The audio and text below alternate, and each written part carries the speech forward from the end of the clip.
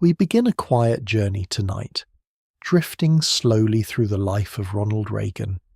This narrative will unfold with a gentle rhythm, inviting a calm contemplation of a figure whose path intersected with many pivotal moments of the 20th century. Our exploration will be measured, tracing the contours of his existence from its earliest beginnings in a small Illinois town, moving through the unexpected turns of his career and culminating in his enduring legacy. This is not a tale of dramatization, nor one of speculation. Instead, we seek a steady observational recounting, grounded in the documented facts of history. Each segment will serve as a quiet chapter, allowing the mind to wander gently through the events and decisions that shaped a singular American life. We will proceed without haste, permitting the narrative to unfold at a pace conducive to quiet listening and eventual rest. From his childhood in Dixon to his years in Hollywood, from the governorship of California to the presidency of the United States, we will observe the progression. The aim is to present a comprehensive yet unhurried account, allowing the listener to absorb the details without rush or urgency. This is an invitation to simply listen, to follow the winding path of a life lived, and to find a measure of tranquility in the steady flow of historical narrative. The complexities and the triumphs, the challenges and the transformations will be laid out with a calm authority, providing a backdrop for a peaceful evening. Ronald Wilson Reagan entered the world on February 6, 1911, in the quiet, unassuming town of Tampico, Illinois. This was a place emblematic of the rural Midwest at the dawn of the 20th century, characterized by its modest scale and the rhythms of agricultural life. Tampico, nestled within Whiteside County, offered a setting of simplicity, far removed from the grand stages upon which Reagan would later perform. His birth occurred on the second floor of a small apartment building, above a general store, a detail that speaks to the humble circumstances of his family's early existence. His parents were Nell Clyde Wilson Reagan and John Edward Reagan. Nell, a woman of deep faith and gentle disposition, provided a nurturing presence. John, often known as Jack, was a shoe salesman, a man whose work frequently necessitated moving the family from one small town to another in search of better opportunities. Their union, while occasionally marked by Jack's struggles with alcohol, laid the foundational family structure for young Ronald. An older brother, Neil Reagan, affectionately known as Moon, had preceded Ronald. The two siblings would share the experiences of a peripatetic childhood, adapting to new schools and new neighborhoods as their father's employment dictated. These early years in Illinois were defined by a sense of transience, yet also by the enduring bonds of family and the pervasive values of the American heartland. The landscape was one of flat plains, small communities, and a collective reliance on hard work and neighborly spirit. These were the very first impressions, the quiet beginnings, from which a remarkable trajectory would slowly unfurl. The origins were modest, yet they formed the bedrock for a journey that would ultimately lead to the highest office in the land. Within the Reagan household, a distinct dynamic emerged from the contrasting personalities and backgrounds of Nell and Jack. Nell Clyde Wilson. Reagan was a woman of unwavering Protestant faith, a devotion that shaped her outlook and actions. She immersed herself in community life, often participating in church activities and local theatrical productions. Her love for storytelling was pronounced. She would frequently regale her sons with tales, both real and imagined, fostering an early appreciation for narrative and performance in young Ronald. Her compassion extended beyond her immediate family, as she often brought home individuals in need, offering them comfort and assistance. This deep sense of empathy and community spirit was a constant, gentle influence on her sons. In stark contrast stood John Edward Reagan, known as Jack. He hailed from an Irish Catholic background, Though his adherence to religious practice was less fervent than Nell's, Jack's life was marked by his profession as a shoe salesman, a trade that often required the family to relocate, preventing them from establishing deep roots in any single community for extended periods. More significantly, Jack grappled with alcoholism, a struggle that cast a shadow over the family environment. His drinking episodes could lead to instability and tension within the home, creating moments of quiet apprehension for Nell and the boys. These two parental figures, so different in temperament, belief, and personal challenges, presented young Ronald with a complex tapestry of influences. From Nell he absorbed a sense of optimism, a belief in the inherent goodness of people, and an early exposure to the power of words and public speaking. From Jack, despite the difficulties, Ronald perhaps gained an understanding of resilience and the realities of human struggle. The father's practical working-class sensibility and the mother's idealistic, community-focused spirit combined to shape the formative years of Ronald Reagan, imbuing him with a blend of pragmatism and idealism that would later define his public persona. Ronald Reagan's early childhood was characterized by a series of geographical shifts, a common experience for families whose livelihoods depended on the itinerant nature of sales work. His birth in Tampico, Illinois, marked just the beginning of a migratory period for the Reagan family. From Tampico, they briefly moved to Chicago, a bustling urban center, before returning to smaller towns. Galesburg, Illinois, became another temporary residence, followed by Monmouth, each location offering a different backdrop to the young boys' developing awareness of the world. These early years were marked by the constant packing and unpacking of belongings, the adjustment to new neighborhoods, and the search for new playmates. Such frequent transitions could often prevent a child from establishing a deep connection to any single place, fostering adaptability, but perhaps also a subtle sense of impermanence. However, a significant change occurred when the family eventually settled in Dixon, Illinois in 1920. This move proved to be different from the others. Dixon, a community nestled along the Rock River, became more than just another stop. It became a home. For the first time in his young life, Ronald experienced a sustained period of stability. This permanence allowed him to truly put down roots, to explore his surroundings without the looming prospect of another departure. It was in Dixon that Ronald Reagan began to form the lasting childhood memories that would anchor his sense of self and place. He engaged in the typical activities of a small-town boy, playing sports, attending school regularly, and participating in local events. The friendships he forged during these years were deep and enduring, offering a sense of belonging that had been somewhat elusive in his earlier, more transient existence. Dixon provided the backdrop for his formative experiences, allowing him to develop a strong connection to community and cultivate the social skills that would serve him throughout his life. This period of relative stability in Dixon was crucial, offering a foundation upon which his future character and perspectives would steadily build.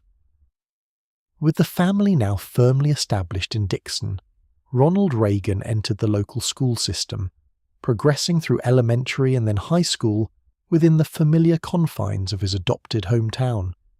His academic journey was generally unremarkable, marked by diligent effort rather than exceptional brilliance. Yet within these school years, certain aptitudes and interests began to subtly emerge, hinting at the trajectory his life would eventually take. A significant influence during this period was his mother, Nell. Her deep love for storytelling and her active participation in local theatrical productions instilled in young Ronald an early appreciation for narrative and performance. Nell often encouraged her sons to read aloud, to recite poetry, and to engage with the power of the spoken word. These early familial experiences fostered in Ronald a comfort with language and an understanding of how stories could captivate and convey meaning. As he matured through his schooling, Reagan found himself drawn to opportunities that involved public speaking. He participated in school plays and oratorical contests, not necessarily seeking the spotlight for its own sake, but rather discovering a natural inclination for communication. These early forays into addressing an audience, however small, allowed him to hone a burgeoning ability to articulate thoughts and connect with listeners. He learned the rhythm of speech, the importance of clear delivery, and the subtle art of holding attention. Beyond the formal settings of school and stage, Reagan also cultivated a rich inner world, fueled by his imagination. He was known to be a dreamer, capable of retreating into narratives he constructed in his mind, often drawing inspiration from the books he read and the stories his mother shared. This imaginative faculty was not merely a passive indulgence, it was an active process of constructing scenarios, envisioning possibilities, and developing a unique perspective on the world around him. This ability to create and inhabit an imaginative landscape would become a recurring theme throughout his life, shaping his approach to challenges and his vision for the future. His early schooling in Dixon, therefore, provided not only academic instruction, but also the fertile ground for his developing interest in communication and the power of the human imagination. During his high school and early college years, the summer months presented a defining experience for Ronald Reagan, one that would deeply impress upon his character. For 7 consecutive summers, from 1927 to 1933, he found employment as a lifeguard at Lowell Park on the Rock River just outside Dixon. This period, spent under the open sky and beside the water, offered a distinct counterpoint to his more academic pursuits, providing a practical education in responsibility and vigilance. The role of a lifeguard at Lowell Park was not merely a casual summer job, nor it demanded constant attentiveness and quick, decisive action. Reagan was entrusted with the safety of countless swimmers, and it was during these summers that he reportedly performed 77 rescues, pulling individuals from the water who found themselves in distress. Each rescue, whether minor or more challenging, instilled a deeper understanding of the immediate consequences of inattention and the profound importance of preparedness. This experience cultivated a strong sense of discipline within him. He learned to observe patiently, to assess situations rapidly, and to act without hesitation when lives were at stake. The repetitive nature of the work, combined with its serious implications, fostered a quiet confidence and a reliable sense of purpose. It taught him the value of being present and accountable, lessons that would resonate throughout his later life. Beyond the specific duties, the lifeguard years also deepened Reagan's connection to the natural world. The daily immersion in the serene environment of Lowell Park, with its river currents and wooded shores, offered a calm refuge. He developed an appreciation for the simple pleasures of nature, for the quiet beauty of the outdoors, and for the rhythm of the changing seasons. This period was not only about saving lives, but also about building a foundational understanding of self-reliance, the weight of responsibility, and a quiet appreciation for the world around him, all of which contributed significantly to the shaping of his emerging character. As Ronald Reagan transitioned from adolescence into young adulthood, a pervasive economic crisis began to cast its long shadow across the United States. The stock market crash of October 1929 marked the initial tremors of what would become known as the Great Depression, an era of unprecedented hardship that profoundly reshaped American society. Though Reagan was still in his teenage years when it commenced, the effects of this national downturn soon became palpable, even in a small town like Dixon, Illinois. The economic distress rippled through every community. Businesses faltered, unemployment soared, and the stability that many families had known began to erode. In Dixon, the streets that had once bustled with activity grew quieter, and the general mood became one of growing uncertainty. Neighbours who had always been self-sufficient now faced the indignity of poverty, and the sight of bread lines and makeshift shelters became increasingly common in larger cities, reaching even the periphery of rural consciousness. The Reagan family, like many others, did not escape the Depression's grip. His father, Jack, a shoe salesman, found his livelihood increasingly precarious as customers had less disposable income for new footwear. The frequent moves of Reagan's earlier childhood had already demonstrated the fragility of economic security, but the Depression introduced a new, widespread precarity. There were instances where the family faced significant financial strain, highlighting the stark realities of widespread unemployment and economic collapse. This period reinforced the resourcefulness and resilience that his mother Nell had always exemplified, as she sought ways to stretch their limited resources. These years, defined by national economic turmoil, subtly shaped Reagan's understanding of hardship. He witnessed firsthand the struggles of his family and the broader community. While his political philosophy would evolve over many decades, these early experiences laid a foundation for his perspectives on economic policy and the role, or indeed the limitations, of government intervention in the lives of ordinary citizens.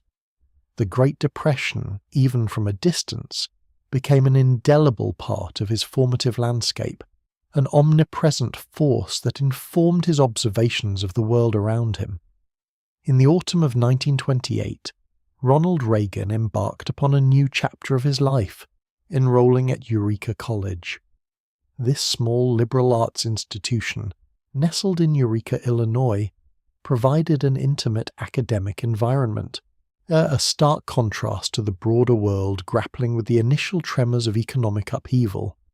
For Reagan, it represented an opportunity for further intellectual exploration and personal growth, building upon the foundations laid during his years in Dixon. His academic pursuits at Eureka included subjects such as economics and sociology, disciplines that offered insights into the societal forces he had observed firsthand during the emerging Great Depression.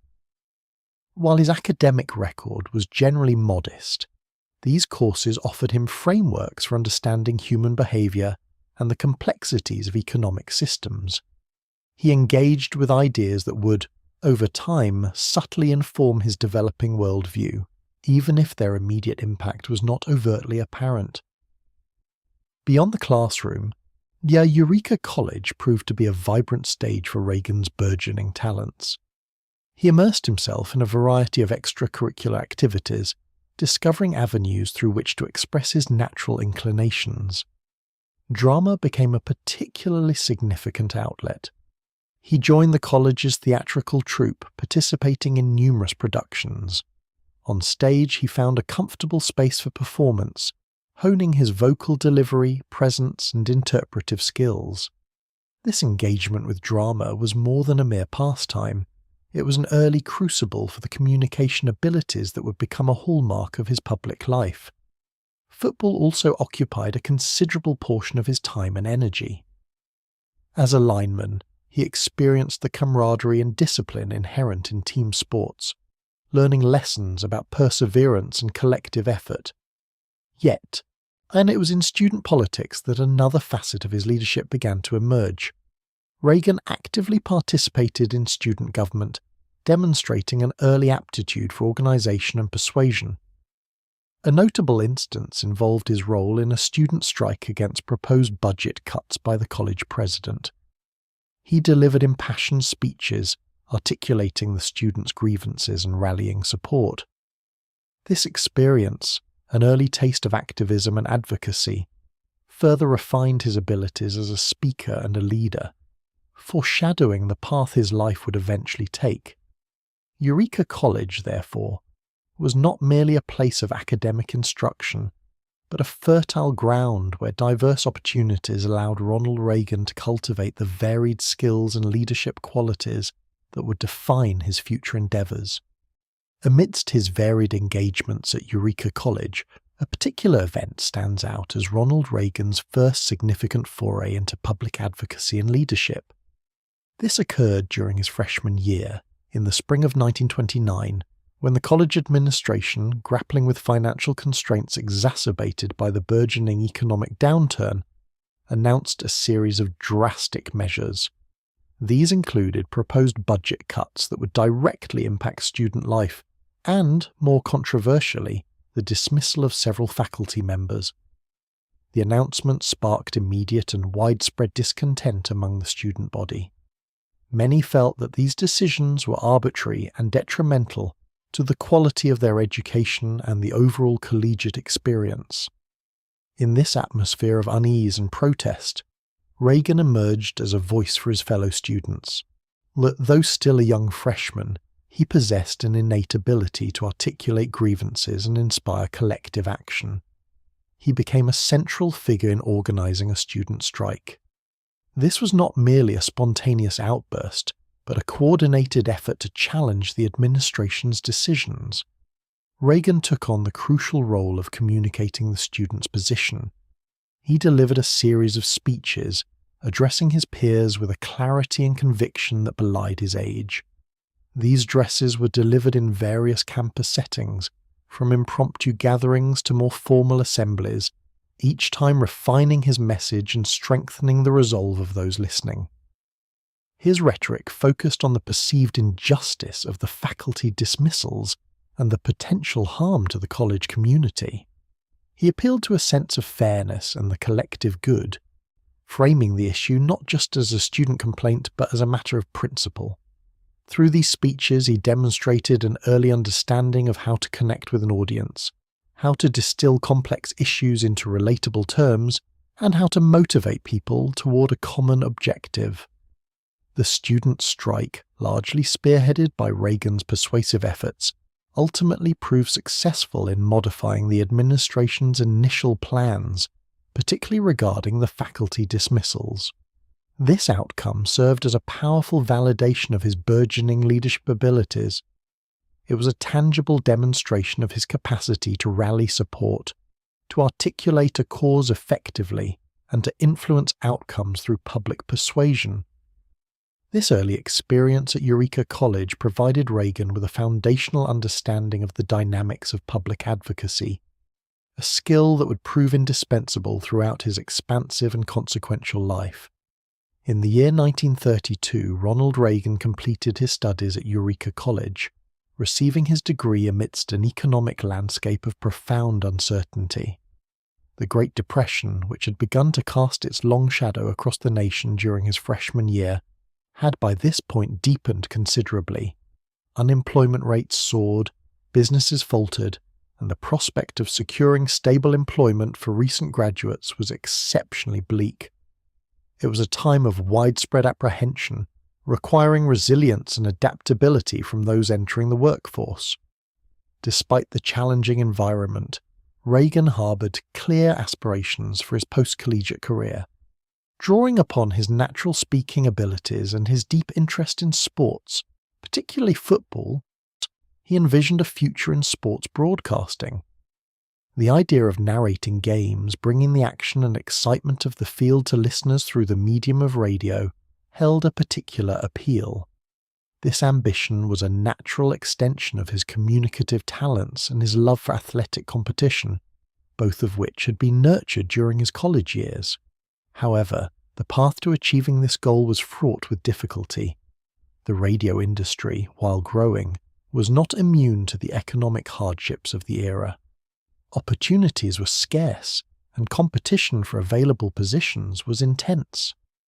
Reagan faced the immediate challenge of finding an entry point into a field that offered few openings for inexperienced newcomers.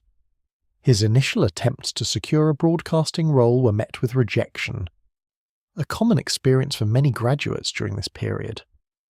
The search for employment led him to explore various avenues, extending his reach beyond his immediate geographical area. He understood that perseverance would be essential in navigating the constricted job market. This period of searching and waiting, while undoubtedly frustrating, also served to further develop his resolve.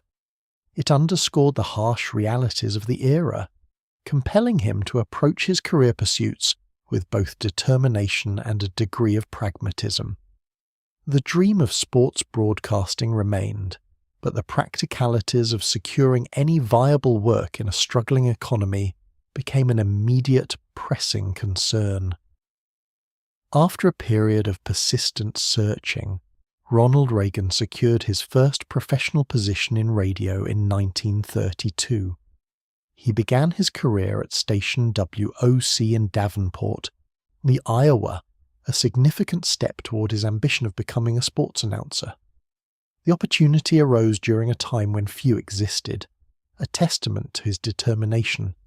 His initial duties were varied, encompassing a range of announcing tasks, but his focus remained firmly on sports. His talents soon became apparent, leading to a move to station WHO in Des Moines, Iowa, a larger and more prominent radio outlet. At WHO, Reagan's role as a sports broadcaster solidified. He became particularly known for his distinctive method of announcing baseball games. In an era before live remote broadcasts were commonplace, especially for distant games, Reagan would recreate the games in the studio. He would receive telegraphic wire reports which provided sparse, coded updates on plays as they happened.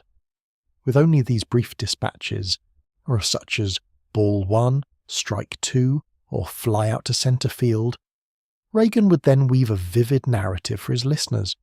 He would invent details, describe crowd reactions, and imagine the specific actions of players to paint a complete and engaging picture of the game unfolding. This required not only a deep understanding of baseball, but also a considerable degree of improvisational skill and imaginative storytelling.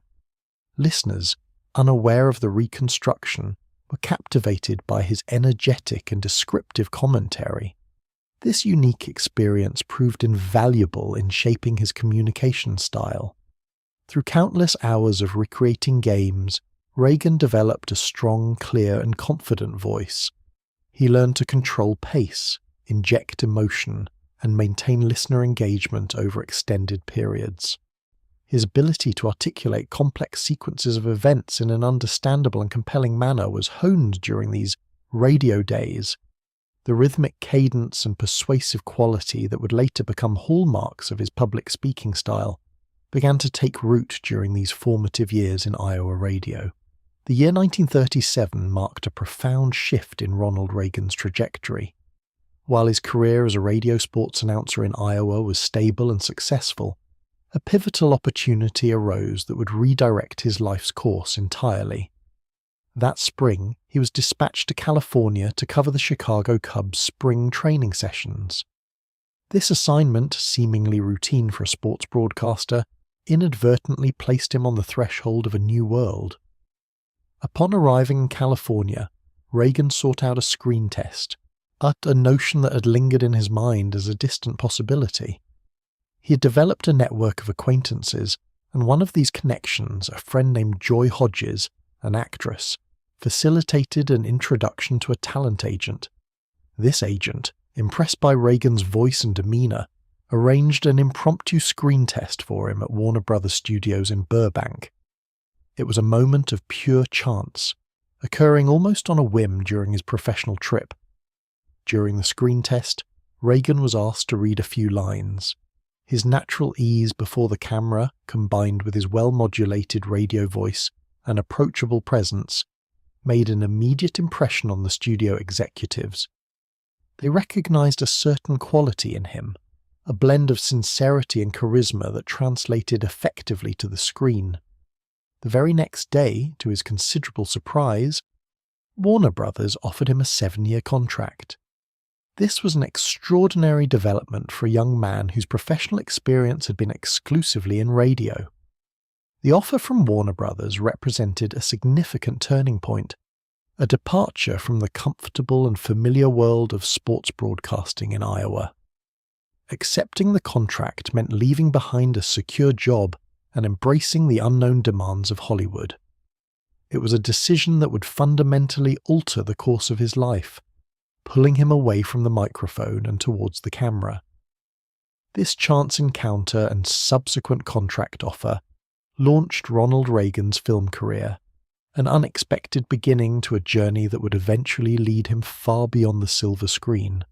His arrival in Hollywood was less a calculated move and more a serendipitous alignment of circumstances, forever changing his path.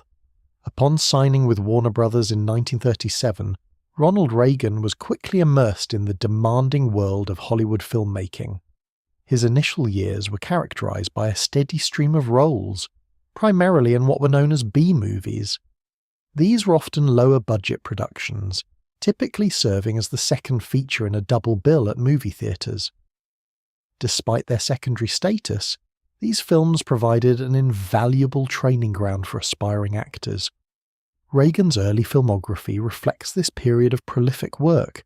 He appeared in various genres, including westerns, comedies, and dramas. Films such as Love is on the Air, 1937, his debut, and Sergeant Murphy, 1938, saw him frequently cast as a radio announcer, a role that capitalized on his prior experience. He also took on parts as a detective or an earnest protagonist in numerous quick-to-produce features. The studio system of the era was highly structured and demanding. Actors under contract were expected to work consistently, often moving from one film set to another with little break. This rigorous schedule meant that Reagan was constantly honing his craft, learning the intricacies of acting for the camera, memorizing lines quickly, and adapting to different directors and co-stars. He approached this period with a strong work ethic, a trait cultivated during his early life and broadcasting career. He embraced the necessity of taking on diverse parts, understanding that each role, regardless of its prominence, offered an opportunity to gain experience and improve his skills. This willingness to accept various assignments without apparent complaint or pretension allowed him to build a substantial filmography in a relatively short period. While these early films rarely achieved critical acclaim or lasting recognition, they served a crucial purpose in shaping Reagan as a screen actor. He learned discipline, adaptability, and the practicalities of a demanding profession, all of which would prove beneficial in his subsequent career, both within and beyond the realm of motion pictures. This foundational period in B-movies established his presence in Hollywood, preparing him for future, more prominent roles.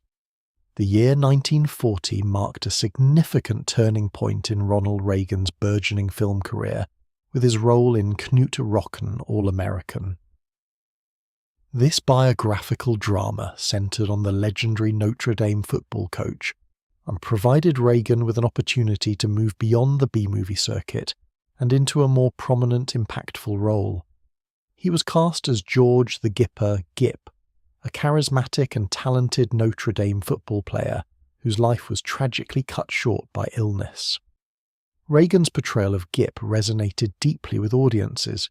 He embodied the character's athletic prowess, charm, and inherent nobility, creating a memorable screen presence.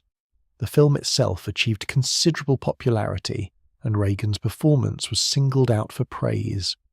It was a role that played to his strengths, allowing him to project a natural sincerity and an appealing, wholesome image that audiences found compelling.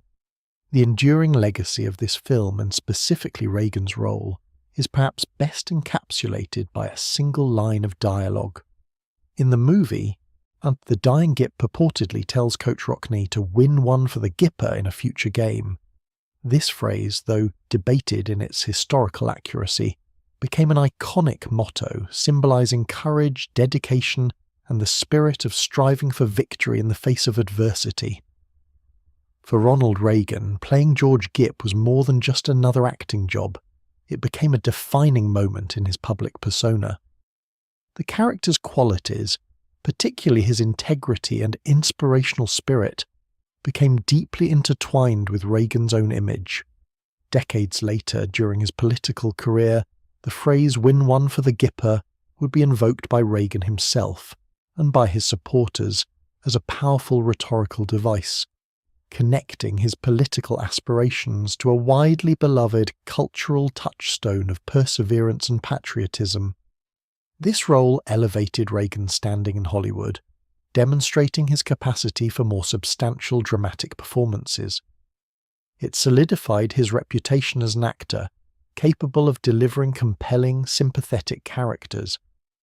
The association with the Gipper provided him with a public identity that transcended the confines of the silver screen, leaving an indelible mark on his personal narrative and foreshadowing the broader appeal he would later command. Amidst the burgeoning success of his film career, Ronald Reagan's personal life also underwent a significant change. In 1940, he married actress Jane Wyman. Wyman, already an established performer in Hollywood, brought her own professional ambitions and talents to the union. Their marriage was a notable event within the film industry, joining two rising stars in a high-profile coupling. Their family life began to take shape with the birth of their daughter, Maureen Elizabeth Reagan, in 1941. A few years later, in 1945, they expanded their family further with the adoption of a son, Michael Edward Reagan. The household in Hollywood was one of dual careers, where both parents navigated the demanding schedules and public expectations inherent in their chosen profession. Balancing two active acting careers presented unique challenges. The film industry required long hours, frequent travel, and an intense focus that often competed with the rhythms of family life. Both Reagan and Wyman experienced the pressures of maintaining their individual artistic pursuits, while also attempting to cultivate a stable home environment for their children. The nature of their work meant that their lives, to some extent, were lived under the constant gaze of the public eye. Hollywood relationships, even though seemingly strong, were frequently subjected to intense scrutiny and speculation, which could add further strain. Despite these inherent difficulties, they endeavoured to create a nurturing home.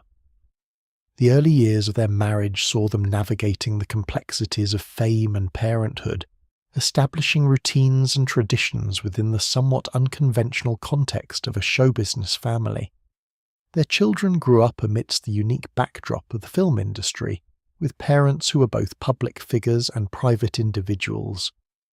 This period of Reagan's life marked the establishment of his first family, a foundational aspect of his personal history, before his path diverged significantly from that of a full-time actor. It was a time of growth, and both professionally and personally, as he embraced the roles of husband and father alongside his cinematic endeavours. As the United States became embroiled in World War II, Ronald Reagan, like many of his generation, sought to contribute to the war effort. He enlisted in the US Army Reserve in 1942, a period when his acting career was still actively unfolding. However, a significant factor influenced the nature of his military service: his eyesight. Reagan suffered from severe myopia or nearsightedness, which rendered him ineligible for overseas combat duty. This physical limitation meant that his contributions would take a different, though no less vital form. Instead of deployment to battlefields abroad, Reagan was assigned to the 1st Motion Picture Unit of the US Army Air Forces. He was an organization nicknamed the Culvers for its base at the Hal Roach Studios in Culver City, California. This unit was a unique and innovative component of the military, comprised largely of actors, directors, writers, and technicians from the Hollywood film industry. Their mission was to produce training films, propaganda shorts, and other cinematic materials essential for educating and motivating service members. Within this specialized unit, Reagan utilized his acting skills and experience in front of the camera. He appeared in numerous training films, often portraying the ideal soldier or pilot, demonstrating proper procedures and instilling morale. His familiar face and reassuring presence lent credibility and relatability to these instructional pieces. Beyond acting, he also participated in the production process, and gaining a deeper understanding of filmmaking from a logistical and technical perspective. His work with the first motion picture unit allowed him to serve his country effectively, leveraging his professional capabilities for a critical national purpose. While he did not experience the direct combat that defined the service of millions of other Americans, his efforts were instrumental in preparing troops, explaining complex strategies, and boosting the morale of those on the home front and in the field. He remained stateside throughout the war, contributing to the Allied victory through the persuasive power of cinema. This period solidified his connection to the broader national narrative, even as his personal experience of the war was distinct from many. His military service, though non-combatant, was a significant chapter in his life, demonstrating a commitment to duty and a practical application of his craft for the greater good. With the conclusion of World War II, Ronald Reagan returned to a Hollywood landscape that was subtly, yet significantly, shifting. The euphoria of victory soon gave way to new anxieties, particularly the escalating tensions of the Cold War. This global ideological struggle began to permeate all facets of American society, and the film industry, with its powerful reach and influence, became a particularly sensitive arena. A palpable atmosphere of suspicion and scrutiny emerged, centered on the perceived threat of communist infiltration. Within this changing environment, Reagan's involvement with the Screen Actors Guild, or SAG, deepened considerably. He had been an active member for some time, appreciating the union's role in protecting actors' rights and improving working conditions. However, the post-war period brought a new dimension to union activities. The nascent anti-communist sentiment began to manifest in labour politics, as various factions within unions, including SAG, grappled with allegations of communist sympathies among their members. Reagan found himself increasingly drawn into these complex internal struggles. He served on various committees and eventually ascended to leadership positions within SAG. His natural communication skills, honed through years of acting and broadcasting, proved invaluable in navigating the often contentious debates that arose. He was exposed firsthand to the intricate dynamics of labour relations, the power of collective bargaining, and the sometimes divisive nature of political ideologies within an organisation. This era marked a significant turning point in his personal political development. Initially, his political leanings were generally liberal, aligning with the New Deal principles that had shaped his youth. However, his experiences within SAG, particularly his observations of what he perceived as manipulative tactics by elements he believed to be influenced by communism, began to subtly reshape his worldview. He witnessed strikes, jurisdictional disputes, and internal power struggles that he interpreted through the lens of emerging Cold War anxieties. His growing involvement in SAG provided him with practical lessons in leadership, negotiation, and the complexities of organizational politics. It was here, amidst the glamour of Hollywood and the anxieties of a new world order, that Ronald Reagan began to transition from a prominent actor to an emerging figure in the public sphere, acquiring an education in the practicalities of political engagement. In 1947, Ronald Reagan's growing commitment to the Screen Actors Guild culminated in his election as its president. This was a period of considerable unrest and transformation within Hollywood, and his leadership would be tested almost immediately. The film industry was grappling with a series of complex labour disputes, most notably strikes, that pitted various craft unions against the major studios. These conflicts often involved bitter jurisdictional battles, creating a fractured and volatile environment for all involved. As SAG president, Reagan found himself at the forefront of these challenges. He was tasked with representing the interests of actors while navigating the intricate web of inter-union rivalries and studio negotiations. His ability to articulate the Guild's position clearly and persuasively became a hallmark of his presidency. He developed a reputation as a skilled negotiator, capable of maintaining composure and focus amidst heated discussions and demanding bargaining sessions. Beyond the immediate labour disputes, a far more insidious issue began to dominate the Hollywood landscape: the pervasive fear and accusations of communist influence. The House Un-American Activities Committee, or HUAC, initiated its investigations into the film industry, creating an atmosphere of intense scrutiny and suspicion.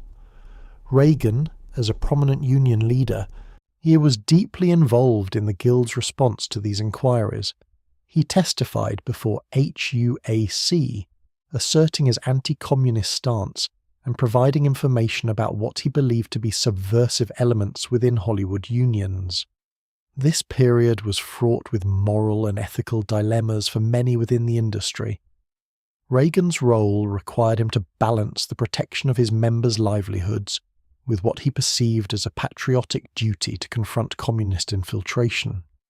His public speaking abilities, honed throughout his acting career, were now employed in a different capacity, addressing Guild members, testifying before government committees, and engaging in public discourse on these sensitive topics. His presidency of SAG, which would span multiple terms, became a critical crucible for his political development. It was during these years that he truly began to understand the mechanics of power, the art of persuasion, and the complexities of leading a diverse group through turbulent times. These experiences laid a foundational layer for the public service that would define his later life, equipping him with a practical education in leadership and governance that few outside the political arena ever attain. In October 1947, Ronald Reagan appeared before the House Un-American Activities Committee, or HUAC, a congressional body investigating alleged disloyalty and subversive activities. His testimony was a pivotal moment, not only for his personal trajectory, but also within the broader context of Hollywood's struggle with the rising tide of anti-communism. As president of the Screen Actors Guild, Reagan was called upon to provide insight into the perceived threat of communist infiltration within the film industry. During his appearance, Reagan affirmed his belief that communists were indeed attempting to exert influence within the various Hollywood guilds and unions. He stated that while he was not personally aware of any card-carrying communists within SAG, he recognized the tactics and methods employed by those he suspected of having such affiliations. His stance was clear. He viewed communism as a dangerous ideology, fundamentally incompatible with American democratic principles, and a threat to the integrity of the film industry. He articulated a firm opposition to what he described as attempts by a small, organized group to manipulate unions for political purposes. Reagan suggested that the best way to combat these efforts was through exposure and the democratic process, allowing the majority of union members to reject such influences. He consistently maintained that the vast majority of actors and studio personnel were loyal Americans, but that vigilance was necessary. This experience before HUAC solidified Reagan's already developing anti-communist convictions. It was not merely an official duty, but a deeply personal one that reinforced his worldview. The public nature of the hearings, coupled with his prominent role as a union leader, placed him squarely in the national conversation surrounding the Cold War and domestic subversion. His testimony and subsequent actions during this period indelibly shaped his political identity. It marked a significant step in his ideological evolution, and moving him further from the New Deal liberalism of his earlier years towards a more conservative outlook, rooted in a strong opposition to communism. The skills he employed, his clear articulation, his unwavering conviction, and his ability to project authority, were observed by many, foreshadowing his future political endeavours. This encounter with HUAC served as a crucible, hardening his resolve and sharpening his focus on what he considered to be fundamental threats to American society. Amidst the professional intensity of his guild presidency and the national spotlight of the HUAC hearings, Ronald Reagan also navigated a profound personal challenge: the dissolution of his marriage to Jane Wyman. In 1949, their divorce was finalized, marking a significant and painful turning point in his life. This separation was not a private matter. As two well-known figures in Hollywood, their marital difficulties unfolded under the scrutiny of the public eye and the pervasive gaze of the press. The reasons for their parting were complex, as is often the case in such deeply personal matters. Reports from the time suggested divergent career paths and differing aspirations played a role. Jane Wyman's career was flourishing, leading to demanding schedules and an increasing focus on her dramatic roles. Ronald Reagan, while still active in film, was also deeply immersed in his responsibilities with the Screen Actors Guild, a commitment that consumed a considerable portion of his time and energy. The emotional impact on Reagan was significant. He had cherished his family life, and the breakdown of his marriage represented a profound personal setback. He spoke of it in later years with a measure of sadness and reflection, acknowledging the difficulty of the experience. For a man who valued stability and traditional family structures, the divorce was undoubtedly a source of distress and introspection. It forced a period of adjustment and re-evaluation in his personal sphere, even as his public life continued its active trajectory. The public nature of the divorce meant that the details, however private, became subjects of discussion and speculation. Navigating such a personal upheaval while maintaining a public persona required a degree of resilience. This period underscored the inherent challenges faced by those in the public eye, where personal struggles often become part of the broader narrative surrounding their lives. The end of this chapter with Jane Wyman closed a significant period in Ronald Reagan's personal history, leaving him to confront a new phase of his life as a single father and a prominent figure in an evolving Hollywood. In the midst of his responsibilities as Screen Actors Guild president, and following the conclusion of his first marriage, a new and pivotal personal chapter began for Ronald Reagan. In 1949, he encountered actress Nancy Davis under unusual circumstances, a meeting that would profoundly alter the course of his life. Nancy Davis, a rising actress, found herself in a perplexing situation. Her name, or a name very similar to hers, had appeared on a list of suspected communist sympathizers circulating in Hollywood. Concerned that this misunderstanding could jeopardize her career, she sought the assistance of the Screen Actors Guild president Ronald Reagan to clear her name. The Guild, under Reagan's leadership, was actively engaged in addressing issues of blacklisting and protecting its members from unfair accusations during the intense anti-communist fervour of the era. Their initial meeting, intended to be a professional consultation, quickly evolved beyond its formal purpose. Reagan, known for his affability and charm, was struck by Nancy's earnestness and quiet strength.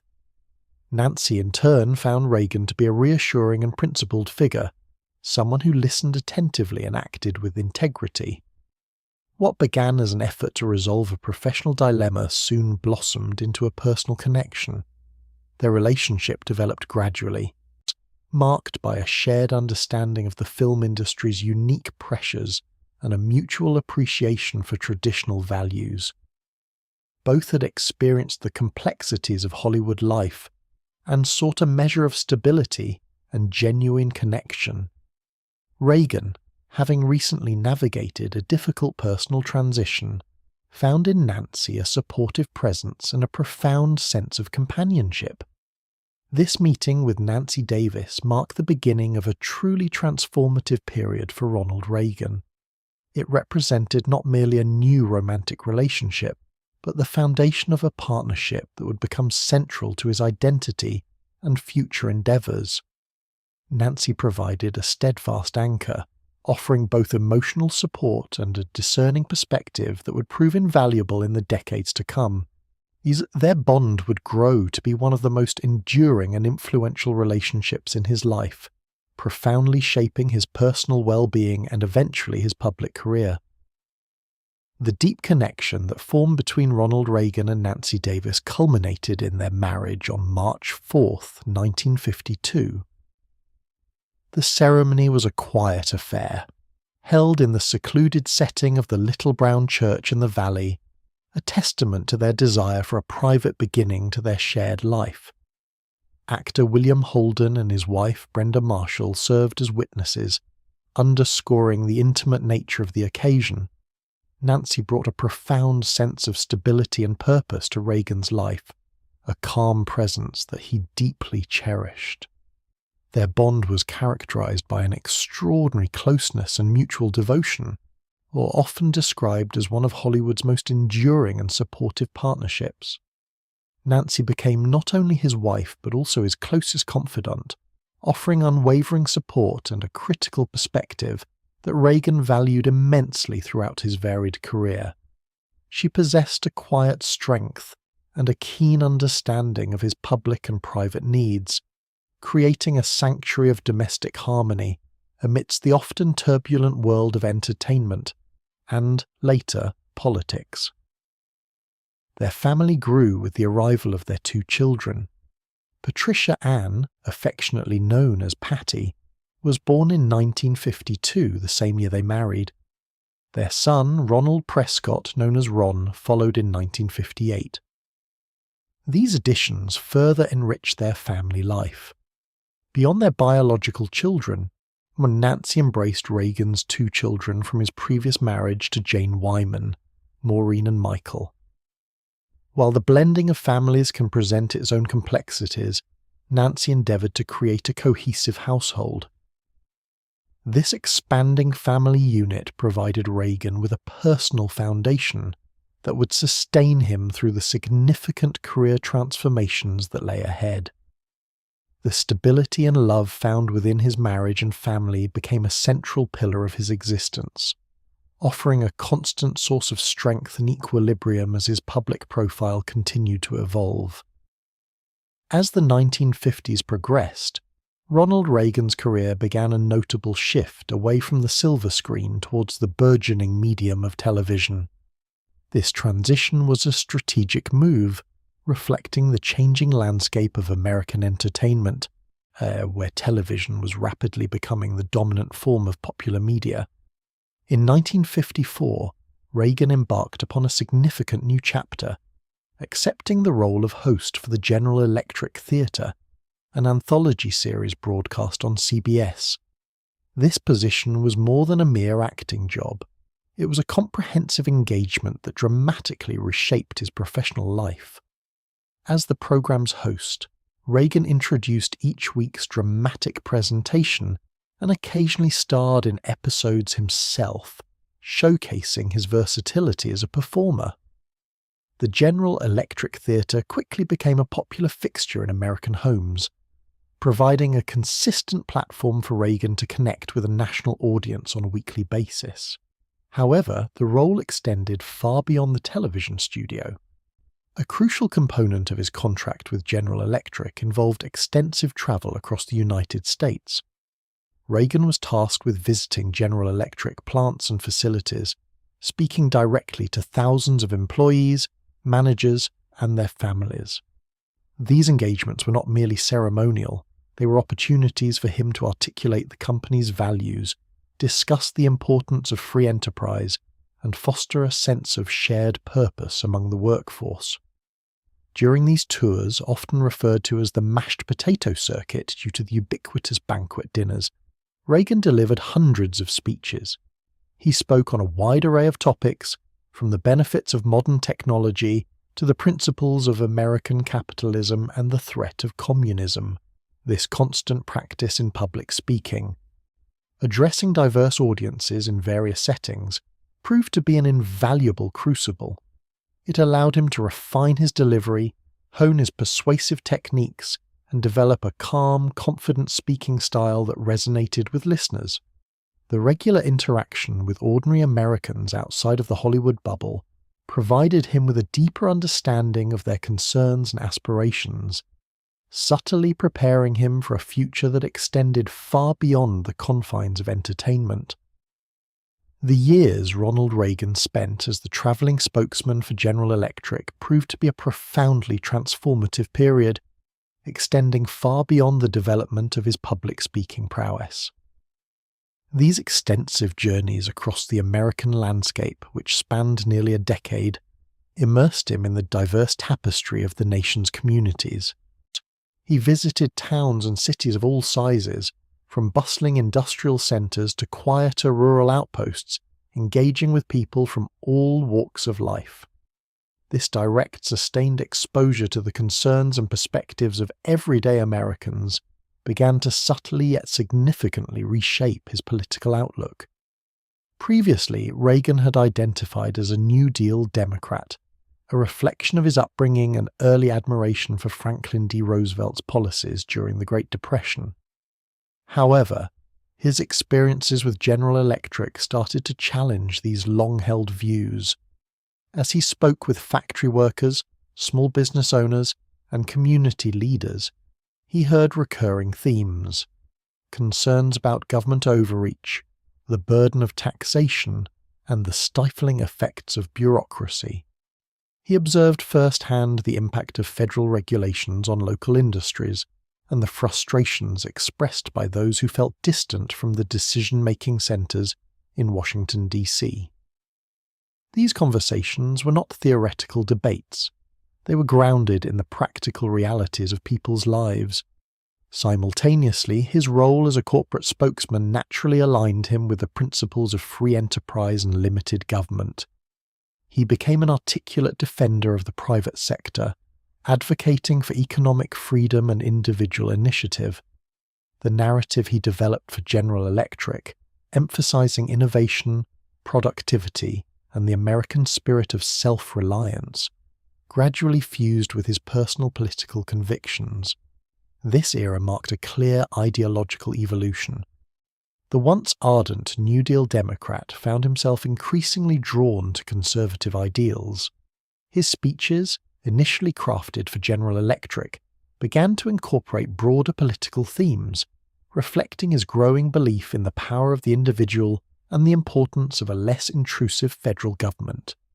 The travels with GE thus became a pivotal chapter in his political awakening, laying the intellectual and rhetorical groundwork for his eventual shift to the Republican Party and his future political aspirations. By the year 1962, the ideological journey Ronald Reagan had undertaken reached a decisive point. His long-standing affiliation with the Democratic Party, which had been a familial and personal tradition since his youth, no longer aligned with his deeply held convictions. It was in this year that he formally announced his switch to the Republican Party, a move that represented not merely a change of political registration, but a profound and deliberate political rebirth. This transformation was the culmination of years of contemplation and evolving perspectives. Reagan's increasing discomfort with the expanding role of government, a sentiment sharpened during his extensive travels and interactions as a General Electric spokesman, stood in stark contrast to the prevailing direction of the Democratic Party. He had come to view large-scale government programs as inefficient, often counterproductive, and ultimately detrimental to individual liberty and economic vitality. His growing belief in limited government was a cornerstone of this shift. Reagan championed the idea that the most effective governance was that which interfered least in the lives of its citizens and the operations of the free market.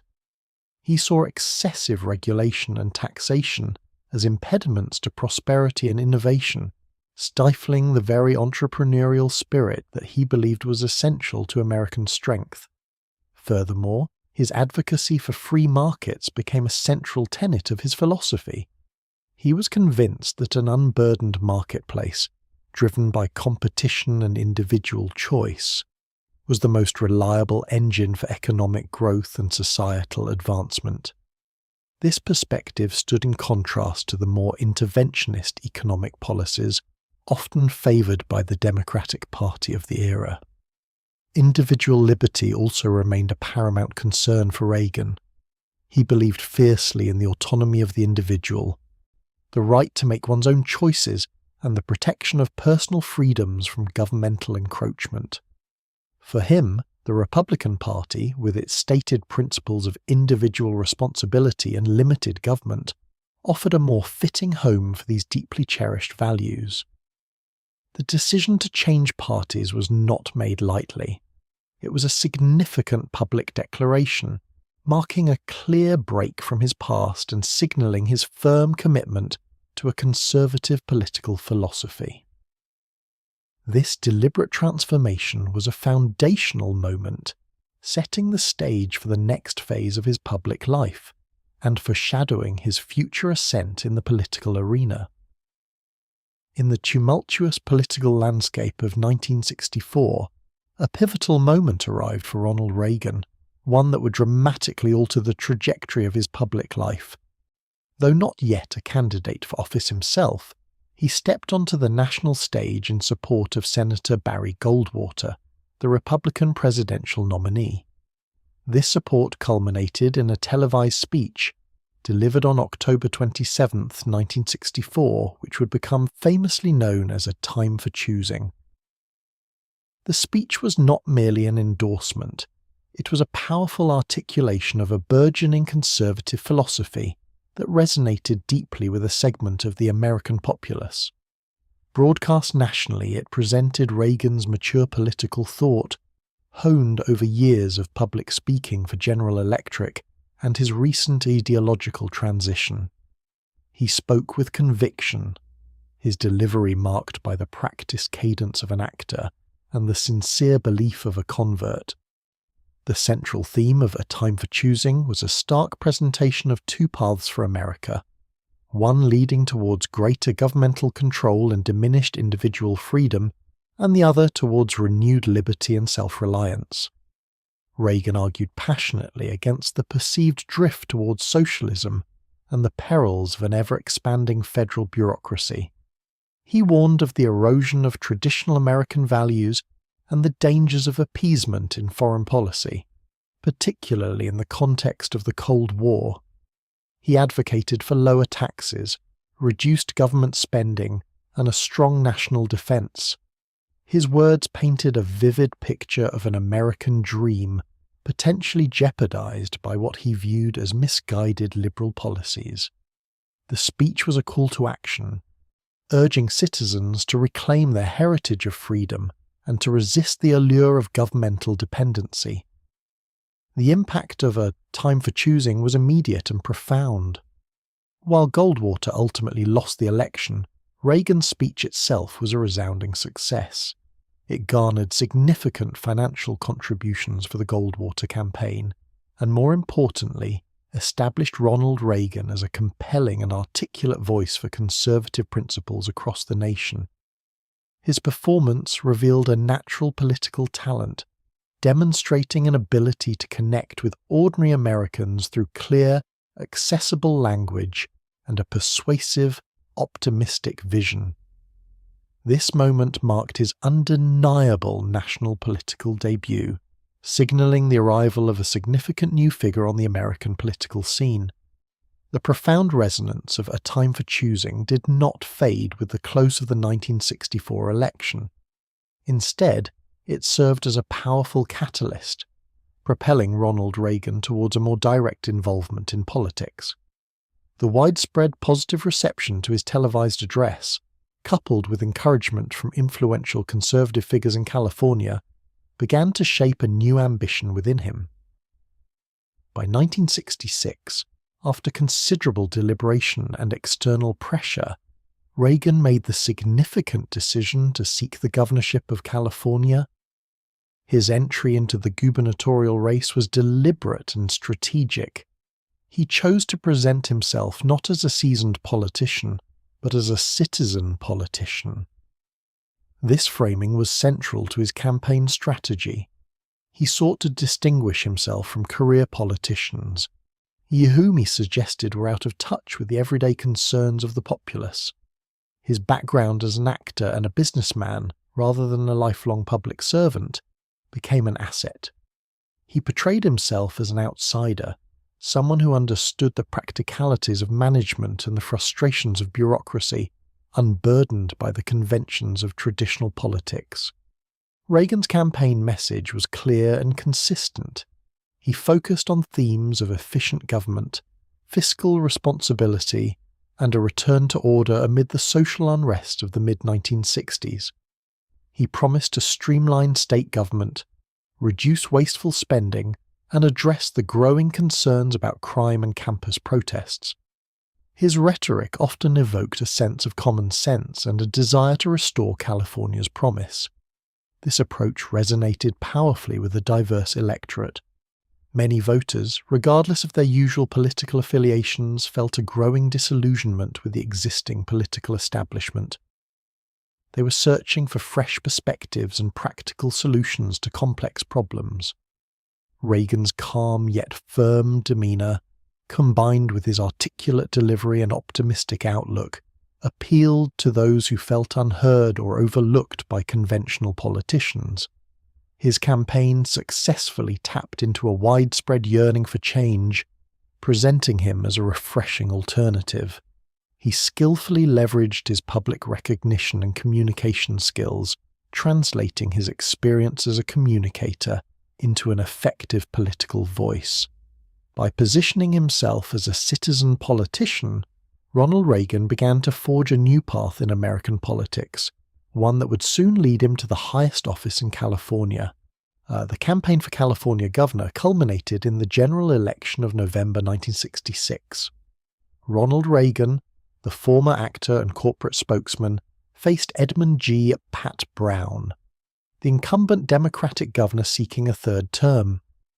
Brown was a seasoned politician, deeply entrenched in the state's political landscape, and had previously defeated Richard Nixon for the governorship in 1962. His experience and long record of public service presented a formidable challenge. However, Reagan's citizen-politician message, coupled with the prevailing mood of dissatisfaction among voters, proved remarkably potent. He skillfully articulated his vision for California, promising to bring efficiency to state government and address the concerns of ordinary citizens. His campaign rallies were well attended, and his television appearances further solidified his image as a refreshing alternative. The public was receptive to his promises of fiscal conservatism and a more orderly society. When the votes were tallied, the results were decisive. Ronald Reagan secured a resounding victory, winning by nearly 1 million votes. This outcome represented a significant political upset and a clear mandate from the California electorate. His triumph over an established incumbent signaled a powerful shift in the state's political dynamics and demonstrated the persuasive power of his conservative message. This victory marked a pivotal moment in Reagan's life. It was his formal transition from the world of entertainment and public speaking to the demanding realm of elected public service. No longer merely a prominent voice for conservative ideals, he was now responsible for governing the most populous state in the nation. His win was not just a personal achievement, it was also a significant milestone for the Republican Party, particularly its conservative wing. Reagan's success in California immediately elevated his national profile. He was no longer just a figure known for his Hollywood career or his eloquent speeches.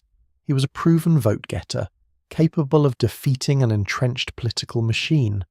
His governorship would become a testing ground for his conservative principles and a platform from which he would continue to rise within the Republican Party, positioning him for even greater political aspirations in the years to come. Upon assuming the governorship in January 1967, Ronald Reagan immediately confronted a complex array of challenges. California, a state known for its rapid growth and dynamic culture, was also experiencing significant social and economic pressures. Among the most pressing issues were substantial budget deficits inherited from the previous administration, which Reagan had pledged to address through fiscal conservatism. Beyond financial concerns, the state was a focal point for the countercultural movement and intense student activism. Protests at the University of California, Berkeley, and other campuses were frequent and often volatile, reflecting broader societal unrest regarding the Vietnam War, civil rights, and cultural norms. These demonstrations, which sometimes escalated into confrontations, tested the new governor's resolve and his commitment to maintaining public order. But Reagan approached these challenges with a clear adherence to his conservative principles. Regarding the budget, he pursued policies aimed at reducing state spending and cutting waste, seeking to bring greater accountability to government finances. While he had campaigned on a platform of tax reduction, the scale of the inherited deficit necessitated difficult choices, including a significant tax increase early in his term to stabilize the state's financial position, a move that surprised some of his more ardent supporters, but which he deemed a necessary, albeit temporary, measure. On matters of social unrest and student protests, Reagan adopted a firm stance, emphasizing law and order. He believed in upholding the authority of the state and ensuring public safety. His administration often took a strong line against disruptive demonstrations, advocating for discipline and accountability on university campuses. This approach resonated with many Californians who felt that traditional values were being eroded and that the protests had gone too far. His first term was thus defined by a series of difficult decisions and a consistent application of his core beliefs. He sought to demonstrate that a conservative approach could effectively manage a large, diverse state amidst a period of considerable turbulence. These early years in the governor's mansion were a formative period, solidifying his reputation as a leader who stood firm on principles, even when faced with unpopular choices or widespread dissent. Then one of the most visible and challenging aspects of Ronald Reagan's early governorship was the pervasive student unrest that gripped California's university campuses. The University of California, Berkeley in particular, became a symbol of protest and a frequent site of confrontation. Students, energized by the free speech movement and increasingly vocal in their opposition to the Vietnam War, engaged in demonstrations that often disrupted campus life and spilled into surrounding communities. Reagan viewed these protests not merely as expressions of dissent, but as a challenge to established authority and a breakdown of order. He held a deep conviction that the universities, as public institutions, had a responsibility to maintain a structured environment conducive to learning rather than serving as platforms for radical political action. His rhetoric consistently emphasized the need for law and order, a theme that resonated strongly with a significant portion of the California electorate, who felt that the protests had become excessive and disruptive. His administration took a firm stance against what it perceived as radicalism. Reagan often called for decisive action to quell disturbances, including the use of law enforcement to disperse protesters. A notable instance occurred during the People's Park controversy in Berkeley in 1969. Following a period of escalating tensions and occupations, Reagan ordered the National Guard to intervene. This decision led to violent clashes, injuries, and even fatalities, drawing both fervent support and strong condemnation. For many Californians, Reagan's firm hand was a welcome response to what they saw as anarchy. His unwavering commitment to restoring order and his criticism of campus administrators for perceived leniency appealed to a silent majority weary of social upheaval. However, his actions also drew sharp criticism from students, faculty, and civil liberties advocates who viewed his approach as heavy-handed and an infringement on fundamental rights to protest. These critics argued that his policies exacerbated tensions rather than resolving them.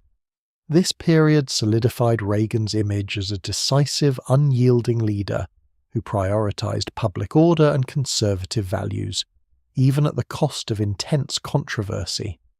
His handling of campus turmoil became a defining characteristic of his governorship, shaping public perception and laying a foundation for his future political endeavours. Beyond the visible turmoil of campus protests, Governor Reagan also turned his attention to the complex challenges of welfare and state finances. California, a state of immense growth and diversity, faced a continually expanding welfare rolls and persistent budgetary pressures. Reagan approached these issues with a deeply rooted conservative philosophy, believing that government programs should encourage self-reliance rather than foster dependency. His administration embarked on significant welfare reform efforts, driven by the conviction that the existing system discouraged work and created a disincentive for individuals to seek employment. Reagan believed that a generous welfare system, while well-intentioned, could inadvertently trap individuals in a cycle of reliance on government assistance. He sought to streamline programs, reduce eligibility, and introduce measures that would encourage recipients to transition into the workforce. The aim was to ensure that aid was provided only to those truly unable to help themselves, and for a limited duration when possible. These reforms were met with varied reactions. Supporters lauded them as necessary steps to restore dignity to recipients and fiscal sanity to the state. They argued that by tightening eligibility and implementing work requirements, the state could reduce wasteful spending and promote individual responsibility. Critics, however, expressed concerns that these changes would disproportionately affect vulnerable populations, potentially increasing poverty and hardship for those who genuinely needed assistance. They contended that the reforms overlooked the systemic causes of poverty and placed an unfair burden on individuals. Then, in parallel with welfare reform, Reagan pursued stringent fiscal policies designed to control state spending and achieve a balanced budget. He inherited a state that was often grappling with deficits, and his administration made it a priority to curb the growth of government expenditures. This involved a meticulous review of state agencies, a search for efficiencies, and a general resistance to tax increases. His approach was characterized by a belief that excessive government spending stifled economic growth and placed an undue burden on taxpayers. These fiscal efforts, alongside his welfare reforms, underscored Reagan's commitment to smaller government and individual accountability. They represented a consistent application of the conservative principles he had articulated throughout his political rise, shaping California's trajectory and offering a preview of the policies he would later champion on a national stage. As the end of his first term approached, Ronald Reagan faced the prospect of seeking re-election as governor of California in 1970. His initial 4 years in office had been marked by decisive and often contentious actions.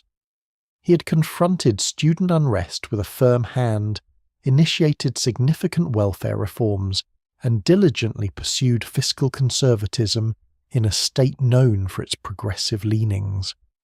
These actions had drawn both fervent support and strong opposition, creating a politically charged atmosphere as the election cycle began. Despite the controversies, Reagan remained a popular figure among a substantial segment of the California electorate. His clear communication style, honed during his years as an actor and GE spokesman, resonated with many who felt a disconnect from traditional politicians. He presented himself as an outsider who understood the concerns of ordinary citizens, a leader willing to make tough decisions for the good of the state. His campaign for a second term emphasized the themes that had defined his first: law and order, fiscal responsibility, and a reduction in government bureaucracy. The 1970 gubernatorial election proved to be a significant test of the public's continued support for Reagan's conservative agenda. His opponent, Jess Unruh, a prominent Democratic assemblyman, mounted a vigorous challenge, criticizing Reagan's policies on education, welfare, and environmental protection. The campaign was closely watched, seen by many as an indicator of the political mood in a large and influential state. When the votes were counted, Ronald Reagan emerged victorious, securing a second term as governor of California. His margin of victory, while not as substantial as in his initial election, was nonetheless clear, demonstrating that a majority of California voters still endorsed his leadership and conservative principles. This re-election was a powerful affirmation that his approach to governance, characterized by a commitment to limited government and individual responsibility, continued to hold sway with the electorate. It solidified his position as a formidable political force and indicated a sustained public appetite for his brand of conservatism, both within California and implicitly on a broader national stage. With his re-election secured, Ronald Reagan embarked upon his second term as governor of California, a period that would further refine his political identity and legacy. While his first term had been largely defined by fiscal austerity and a firm stance on social issues, his second term revealed a more nuanced approach in certain areas, particularly concerning the environment. It was during these years that he demonstrated a willingness to engage with, and even support, initiatives that might at first seem contrary to his typically conservative philosophy. One notable instance of this was his involvement in the creation of the California Coastal Commission. The protection of California's vast and ecologically vital coastline had become a significant public concern. Despite his general skepticism toward extensive government regulation, Governor Reagan signed into law legislation that established this commission, an entity tasked with regulating development along the state's extensive shoreline. This action, while perhaps surprising to some, reflected a pragmatic understanding of public sentiment and the tangible value of preserving natural resources, even as he maintained his core beliefs regarding property rights and economic development. Beyond specific policy decisions, Reagan's second term allowed him to solidify his broader legacy as governor. He continued to champion reduced government spending and increased efficiency, principles that had become hallmarks of his administration. His time in Sacramento served as a proving ground, demonstrating his capacity to lead a large and diverse state, manage complex budgetary challenges, and respond to various social pressures. He cultivated an image of strong leadership and clear ideological conviction, appealing to a national audience increasingly receptive to conservative ideas. By the time he concluded his second term in 1975, Ronald Reagan had transformed from a political novice into a seasoned statesman. His 8 years as governor had provided him with invaluable experience in executive leadership and policy implementation. He had built a network of dedicated supporters and articulated a vision for governance that transcended state lines. This period was not merely a chapter in his life, but a critical foundation, preparing him for the larger political ambitions that would soon beckon on the national stage. Even while serving as governor of California, Ronald Reagan's political ambitions extended beyond the borders of his state. His growing prominence as a conservative voice within the Republican Party naturally led to speculation about a presidential bid. His initial foray onto the national political stage occurred in 1968, during a tumultuous period in American history. Though he did not officially declare his candidacy, he was positioned as a favorite son candidate, primarily to hold the California delegation's votes at the Republican National Convention. This maneuver allowed him to test the waters, gauge his national appeal, and gain valuable experience in the intricate dynamics of a presidential nominating contest, all without the full commitment of a declared campaign. While Richard Nixon ultimately secured the nomination that year, Reagan's presence signaled his potential as a future contender. His second and far more serious attempt at the presidency came in 1976. By this time, he had completed 2 terms as governor and had cultivated a substantial following among conservative activists across the nation. The Republican Party was then led by President Gerald Ford, who'd assumed office after the resignation of Richard Nixon. Reagan launched a vigorous challenge to the incumbent president for the Republican nomination, articulating a clear conservative platform that resonated with a significant segment of the party's base. He campaigned on themes of reduced government spending, a strong national defense, and a more assertive foreign policy, directly challenging Ford's more moderate approach. The 1976 primary contest proved to be a hard-fought battle, extending deep into the convention. Reagan's campaign, though ultimately unsuccessful in securing the nomination, demonstrated his remarkable ability to connect with voters and energize the conservative movement. He came very close to unseating an incumbent president, a rare feat in American political history. This experience, while a defeat, was not a setback in the long run. Instead, it served as an invaluable learning experience, allowing him to refine his campaign strategy, build a national organization, and further articulate his political vision. These early presidential bids, particularly the robust challenge in 1976, were crucial building blocks, laying the groundwork for his eventual and successful pursuit of the nation's highest office. Upon concluding his second term as Governor of California in January 1975, Ronald Reagan did not retreat from the public eye. Instead, he embarked on a period of intense public engagement, meticulously cultivating his role as the nation's foremost conservative spokesman. This phase of his life was crucial in maintaining his political relevance and further solidifying his national platform, even without holding elected office.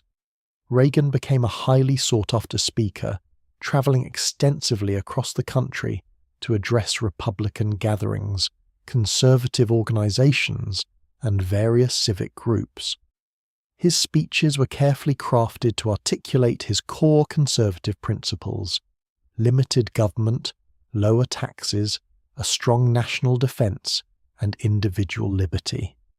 He spoke with conviction and a reassuring tone, often using anecdotes and humor to make complex ideas accessible to broad audiences. His ability to connect with people on a personal level, honed during his acting and broadcasting careers, made him an exceptionally effective communicator of conservative ideology. Beyond the lecture circuit, Reagan also utilized other media to disseminate his message. He began writing a syndicated newspaper column, reaching millions of readers with his thoughtful commentaries on current events and public policy. These columns provided a consistent voice for his conservative perspective, allowing him to engage in ongoing national debates and reinforce his vision for America. Furthermore, he hosted a daily radio program, which further broadened his reach. Through this medium, he could speak directly to listeners in their homes, offering his insights on a variety of issues. The radio show provided a more intimate platform for him to expound upon his philosophy and connect with a dedicated audience, many of whom were already aligned with his conservative views. These activities were not merely a way to fill his post-governorship years. They were a deliberate strategy to keep himself at the forefront of the national political conversation. He used this time to sharpen his arguments, solidify his conservative credentials, and build a powerful network of supporters across all 50 states. By continuously engaging with the public through speeches, columns, and radio, Ronald Reagan ensured that his name remained synonymous with conservative leadership, preparing the ground for his ultimate presidential triumph. His influence during these years demonstrated that political power could be wielded effectively even outside the formal structures of government. As Ronald Reagan continued to cultivate his national presence throughout the late 1970s, the broader American landscape was marked by a series of profound challenges and a palpable sense of unease. This period, often characterized by a feeling of national malaise, created a fertile ground for a message of optimism and fundamental change. Economically, the nation grappled with stagflation, a perplexing combination of high inflation and stagnant economic growth. Prices for everyday goods rose steadily, eroding the purchasing power of wages, while unemployment remained stubbornly high. This economic instability fostered anxiety among ordinary citizens, who felt their financial security diminishing. Simultaneously, the energy crisis loomed large. Following the 1973 oil embargo and subsequent geopolitical events, gasoline prices surged, leading to long lines at gas stations and a growing dependence on foreign oil. This vulnerability exposed a national weakness and fueled public frustration, as the daily lives of Americans were directly impacted by international energy politics. On the international stage, the Iran hostage crisis became a stark symbol of American vulnerability and perceived decline. In November 1979, Iranian students seized the US Embassy in Tehran, taking over 50 American diplomats and citizens hostage. The prolonged crisis, broadcast daily on news channels, captivated and distressed the nation, highlighting the limits of American power and challenging the nation's pride.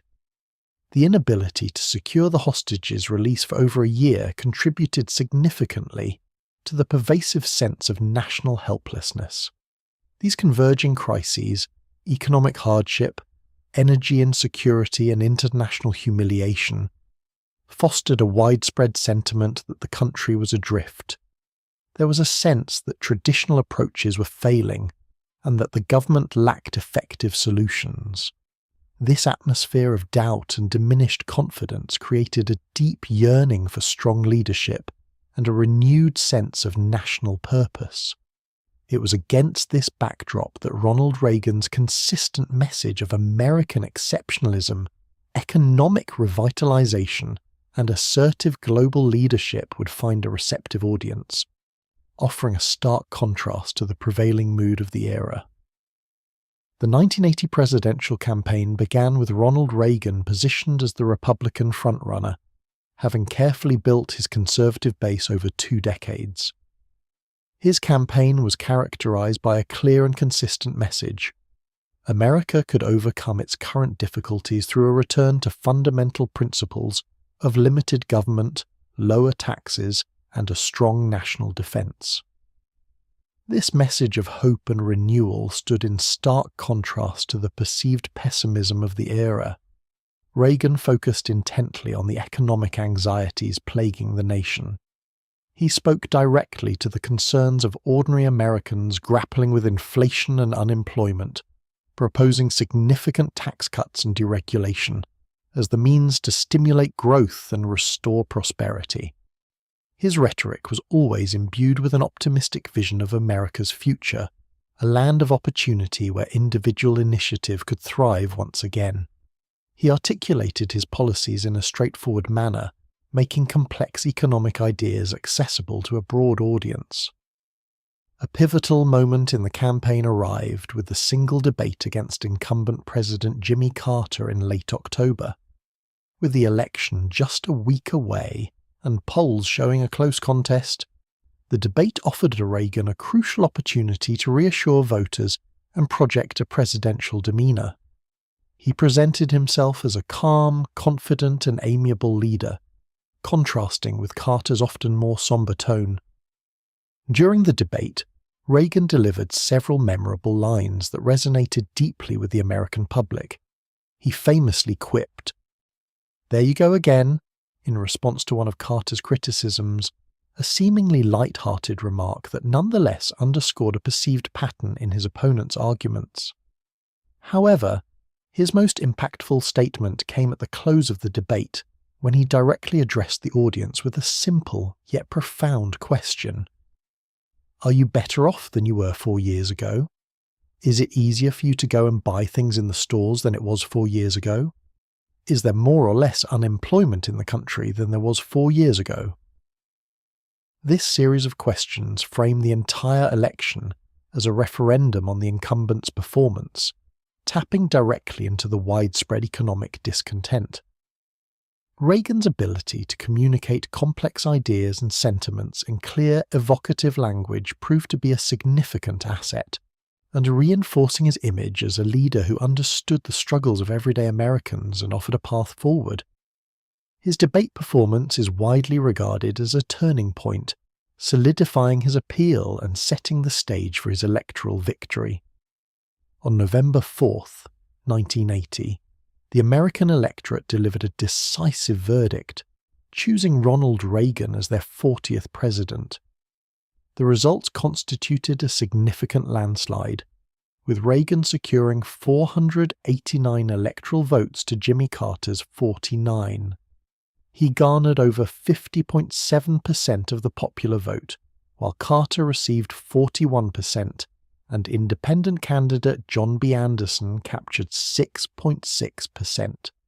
This victory was not merely a change in administration, it represented a profound shift in the political landscape of the United States. At 69 years of age, Ronald Reagan became the oldest person to be elected president at that time.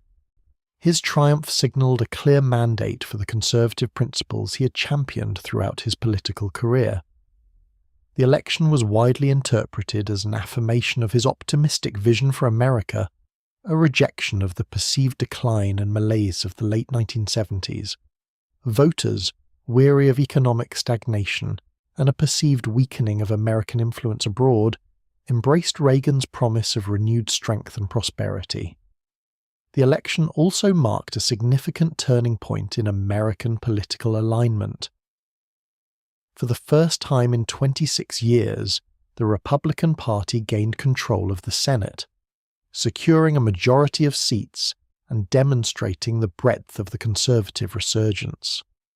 This shift in congressional power provided Reagan with a crucial legislative foundation for implementing his agenda.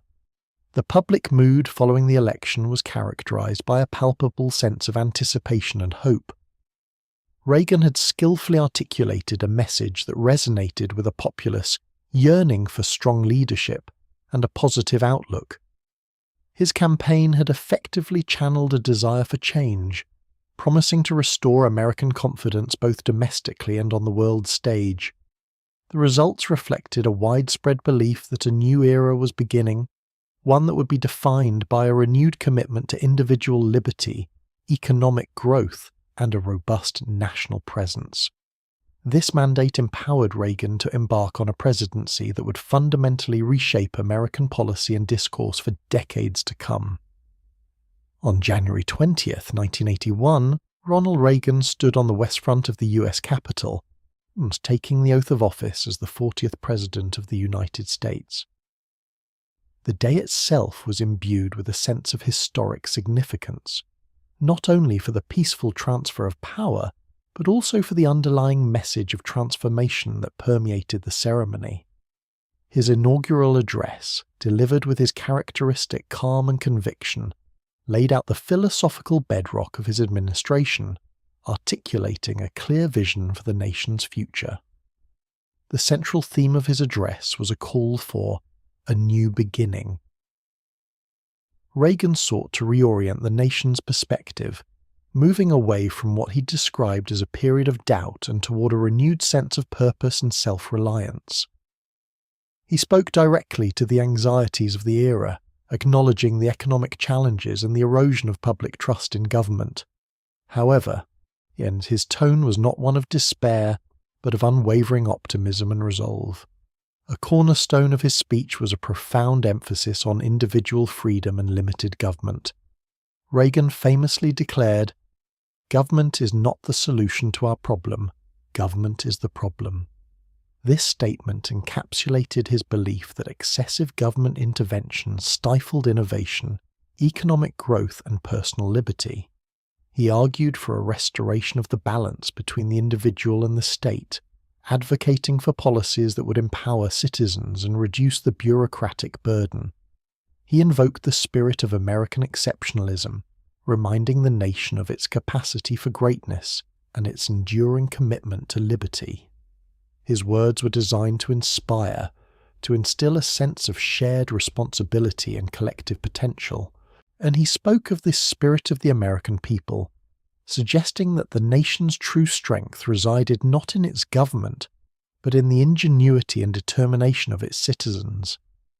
The inaugural address set a distinct tone for his presidency, one of hope, self-belief, and a firm commitment to conservative principles. It signalled a clear departure from previous administrations, promising a fundamental re-evaluation of the role of government in American life. The calm assurance with which he delivered his message resonated deeply, offering a reassuring presence at a moment of significant national transition. A mere 70 days into his presidency, on March 30th, 1981, Ronald Reagan faced a moment of profound national alarm. As he exited the Washington Hilton Hotel after delivering a speech, a lone assailant, John Hinckley Jr., fired 6 shots from a .22 caliber revolver. Chaos erupted as Secret Service agents acted swiftly, pushing the president into his limousine. Initially, it was believed Reagan had escaped injury, but he soon complained of pain in his chest. The immediate aftermath was fraught with uncertainty. Reagan was rushed to George Washington University Hospital. It was discovered that a bullet had ricocheted off the limousine and struck him, lodging near his lung. The nation held its breath, gripped by fear and concern for the newly elected leader. News channels provided continuous updates, and a palpable tension settled across the country as the gravity of the situation became clear. Throughout the ordeal, Reagan's demeanour remained remarkably calm. In the emergency room, despite significant blood loss and discomfort, he maintained a composed and even jocular attitude.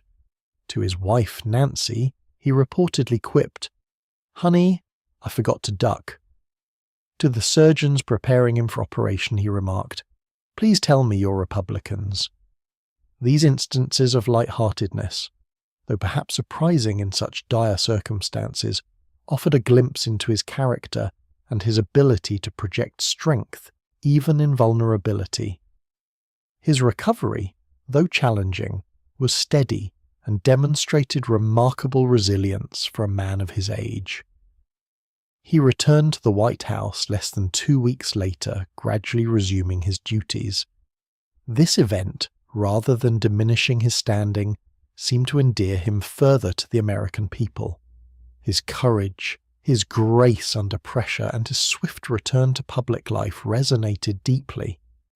It fostered a widespread sense of admiration and sympathy, reinforcing the image of a strong and determined leader, capable of overcoming adversity.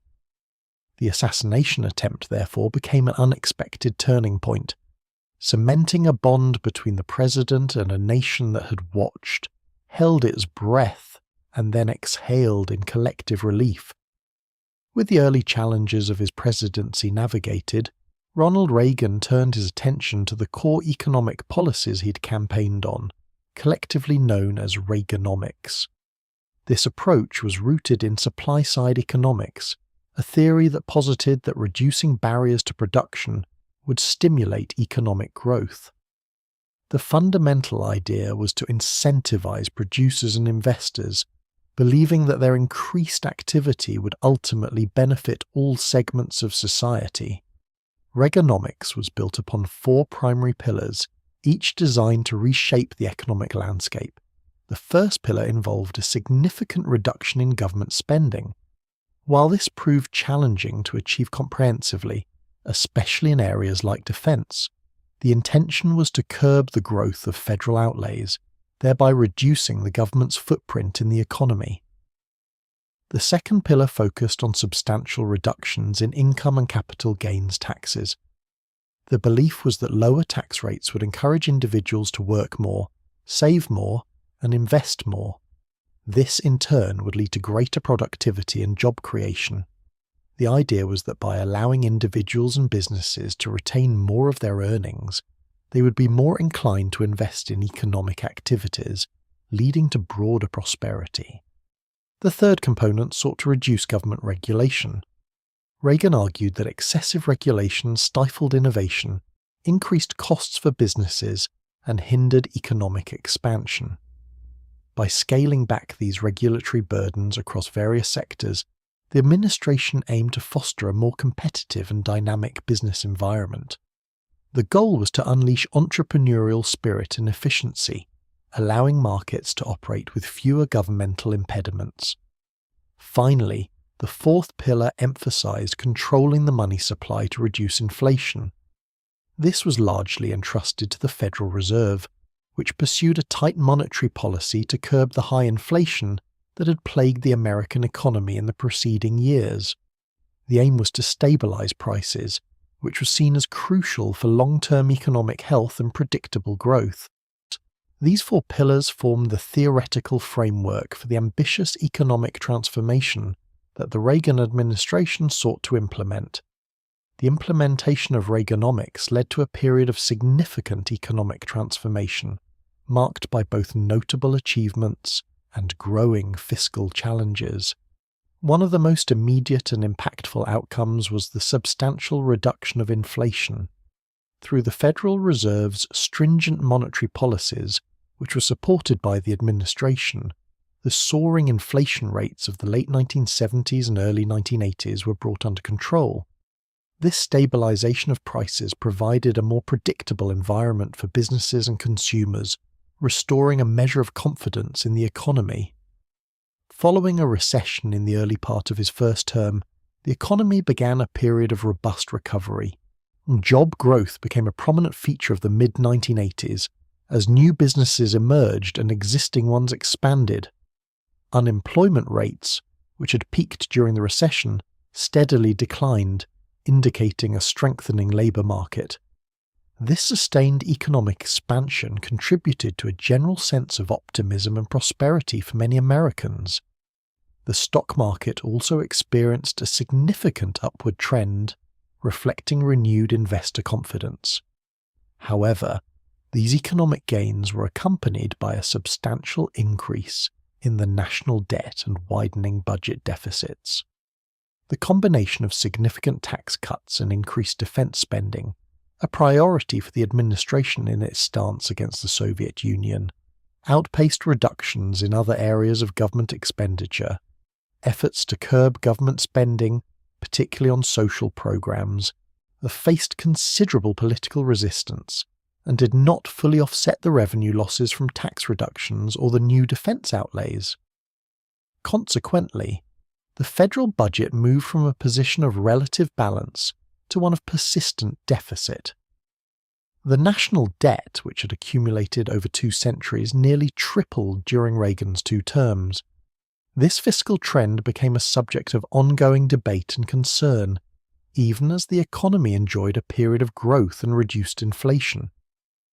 The trade-offs between stimulating economic activity through tax cuts and managing the nation's finances became a defining characteristic of the era. In August of 1981, a significant challenge to presidential authority emerged in the form of a strike by the Professional Air Traffic Controllers Organization, known as PATCO. The union was representing nearly 17,000 federal air traffic controllers, demanded higher pay, shorter work weeks, and improved working conditions. Despite federal law prohibiting strikes by government employees, the controllers walked off the job, creating an immediate and severe disruption to air travel across the United States. President Reagan's response to this unprecedented situation was swift and unequivocal. He issued an ultimatum to the striking controllers: return to work within 48 hours or face termination. His stance was rooted in the principle that government employees, by taking an oath to serve the public, forfeited the right to strike against the government. This position was not merely a matter of policy, but a deeply held conviction regarding the rule of law and the functioning of essential public services. When the deadline passed and most of the controllers remained off duty, President Reagan followed through on his warning. On August 5, 1981, he announced the termination of over 11,000 striking air traffic controllers. Furthermore, he declared that these individuals would be permanently barred from federal employment. This decisive action sent a clear message about his resolve and his commitment to upholding the law, even in the face of widespread disruption and potential political fallout. To maintain the nation's air traffic system, the administration activated military air traffic controllers and supervisory personnel, and began an expedited program to train new controllers. While the immediate impact on air travel was substantial, the system gradually stabilized. This firm handling of the PATCO strike became a defining moment of Reagan's presidency, demonstrating a willingness to take decisive action against what he perceived as a challenge to governmental authority and the public interest. It cemented his image as a leader of strong conviction, unafraid to confront powerful labor organizations when he believed the law was being violated. Ronald Reagan's approach to foreign policy was profoundly shaped by his deep-seated anti-communist convictions. From the earliest days of his political career, he viewed the Soviet Union not merely as a geopolitical rival, but as an ideological adversary representing a fundamental threat to freedom and democratic values. This perspective informed his determination to confront Soviet expansionism around the globe. In a pivotal speech delivered in March 1983 to the National Association of Evangelicals, Reagan articulated this worldview with stark clarity. He famously described the Soviet Union as an evil empire, a phrase that resonated deeply with many and immediately drew both praise and criticism. This characterization was not a casual remark. It reflected his sincere belief that the Soviet system was morally bankrupt and inherently oppressive, contrasting sharply with the ideals of liberty and individual rights he championed. Reagan's foreign policy doctrine was predicated on the concept of peace through strength. He believed that a robust military and an unwavering commitment to national defense were essential deterrents against Soviet aggression. This philosophy guided his administration's significant increase in defense spending, yet intended to modernize and expand the United States military capabilities, particularly in strategic areas. The goal was to place economic and military pressure on the Soviet Union, challenging its ability to maintain its global reach and internal stability. His commitment extended beyond military buildup. Reagan also sought to openly challenge Soviet ideology and human rights abuses on the world stage. He believed that by shining a light on the internal contradictions and repressive nature of the Soviet system, he could contribute to its eventual weakening. This direct and often confrontational stance marked a distinct shift from the détente policies of previous administrations, signaling a renewed era of ideological struggle in the Cold War. In March of 1983, President Reagan unveiled a bold and highly ambitious defense initiative that would come to define a significant aspect of his Cold War strategy. This was the Strategic Defense Initiative, or SDI, a proposed research and development program aimed at creating a comprehensive missile defense system. The explicit goal was to protect the United States from an attack by intercontinental ballistic missiles, potentially rendering nuclear weapons obsolete. The concept behind SDI was revolutionary. It envisioned a network of ground-based and space-based systems that could detect, track, and intercept incoming ballistic missiles before they reached their targets. This futuristic vision involved advanced technologies, including laser weapons, particle beams, and kinetic energy interceptors. President Reagan presented SDI as a moral imperative, a way to move beyond the doctrine of mutually assured destruction, which he viewed as a precarious foundation for peace. He believed that a defensive shield could ultimately liberate the world from the threat of nuclear annihilation. However, the announcement of SDI immediately sparked intense debate and controversy. Critics quickly dubbed the program Star Wars, a reference to the popular science fiction film series, highlighting what they perceived as its fantastical and unachievable nature. Many scientists and arms control experts questioned the technical feasibility of such a complex system, arguing that the technological hurdles were insurmountable and that the cost would be astronomical. Beyond the technical challenges, SDI raised profound strategic implications. A opponents argued that developing a missile defense system would destabilize the existing balance of power, violating the 1972 Anti-Ballistic Missile Treaty and potentially accelerating the arms race rather than curtailing it. They feared that if one side possessed an effective defense, it might be tempted to launch a first strike, removing the deterrent effect of retaliation.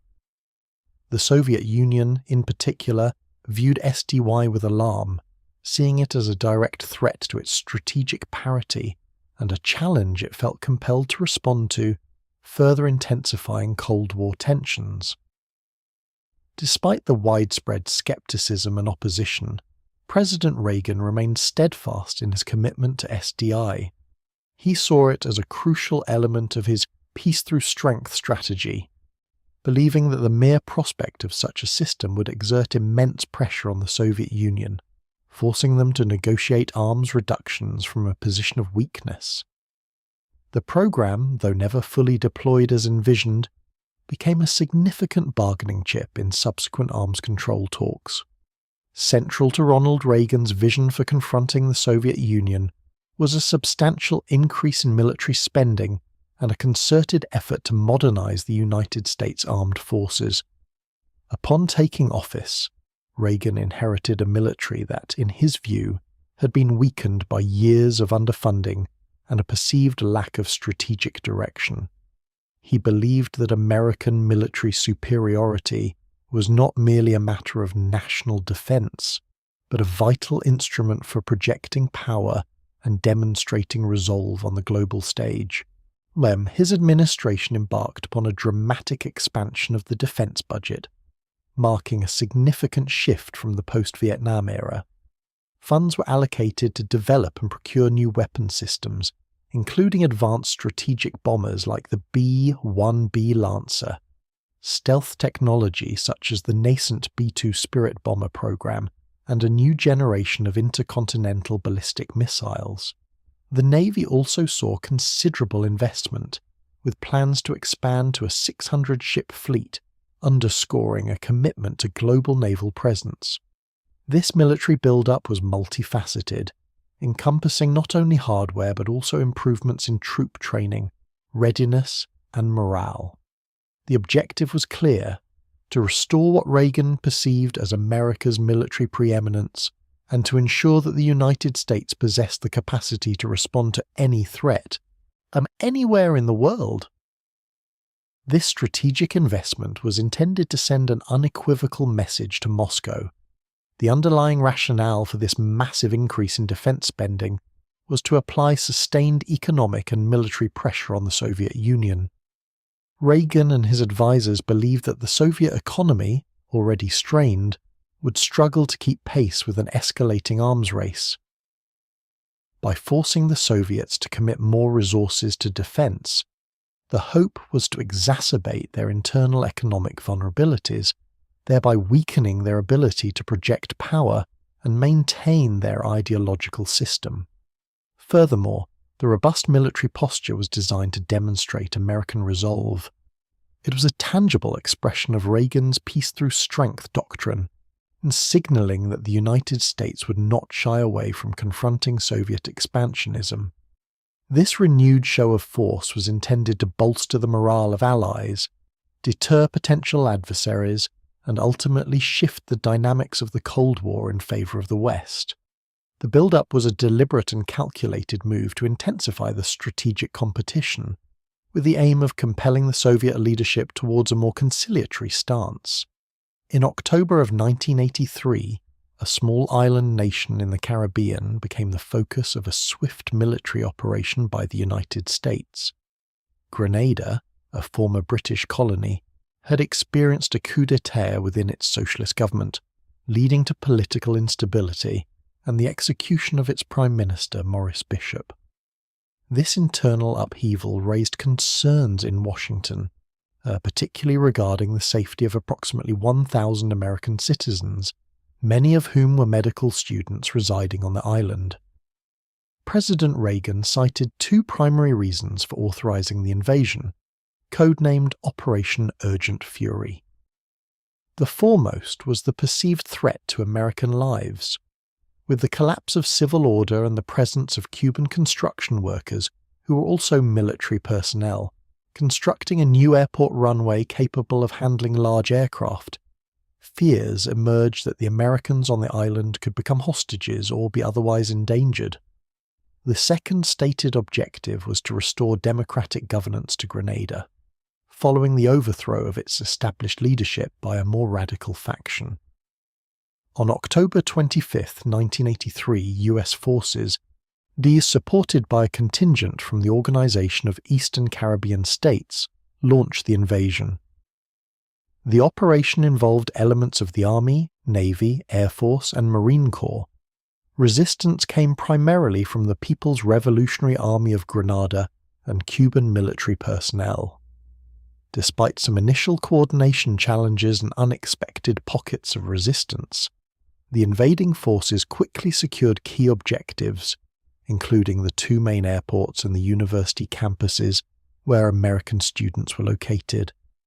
The operation was largely concluded within a few days, with the majority of American students safely evacuated. The intervention in Grenada elicited a range of international reactions.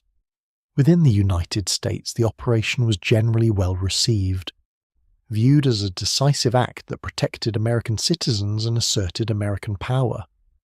Many saw it as a victory, restoring confidence in the military after the difficulties of Vietnam and the Iran hostage crisis.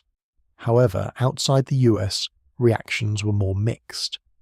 The United Kingdom, a close ally, expressed reservations, particularly regarding the lack of prior consultation. The United Nations General Assembly passed a resolution condemning the invasion as a flagrant violation of international law. Critics argued that the threat to American students was exaggerated, and that the intervention was an unwarranted act of aggression against a sovereign nation.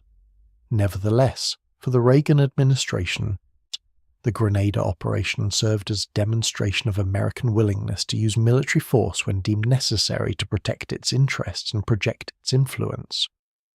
Just as the Grenada operation concluded, another grim event unfolded, casting a long shadow over the Reagan administration. The Middle East, a region of enduring complexity, had drawn American forces into its volatile conflicts. In 1982, the United States had deployed a contingent of Marines to Beirut, Lebanon, as part of a multinational peacekeeping force. Their mission was to help stabilize the country amid its civil war and facilitate the withdrawal of Palestinian Liberation Organization fighters. On the morning of October 23, 1983, a devastating attack shattered the relative calm. A yellow Mercedes-Benz truck, laden with a powerful explosive, breached the perimeter of the Marine barracks at Beirut International Airport. It accelerated toward the building housing the 1st Battalion, 8th Marines headquarters, where hundreds of sleeping servicemen were quartered.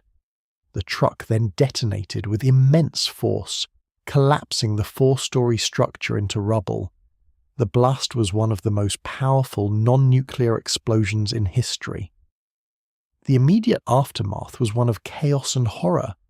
Rescue efforts began immediately, with Marines and other personnel digging through the debris, desperately searching for survivors. The scale of the tragedy soon became clear. 241 American servicemen, predominantly Marines, lost their lives in the attack. It represented the deadliest single day for the Marine Corps since the Battle of Iwo Jima in World War II, and the largest loss of American military life in a single incident since the Vietnam War. The bombing sent shockwaves across the United States.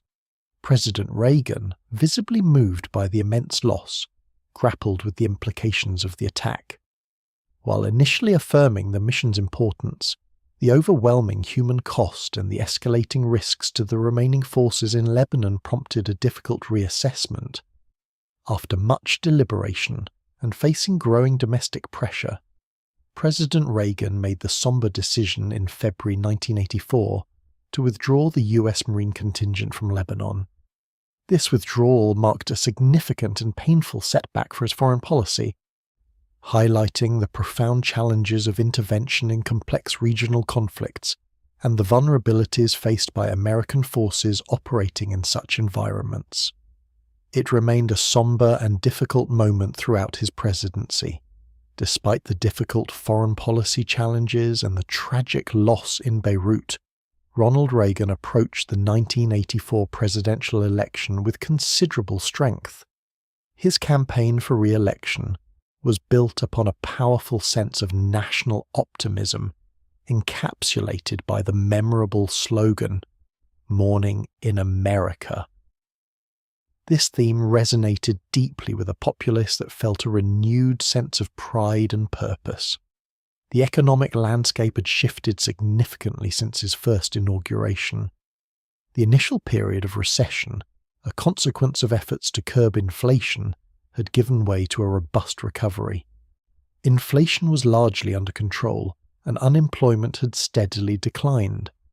This economic turnaround provided a strong foundation for Reagan's message of progress and prosperity.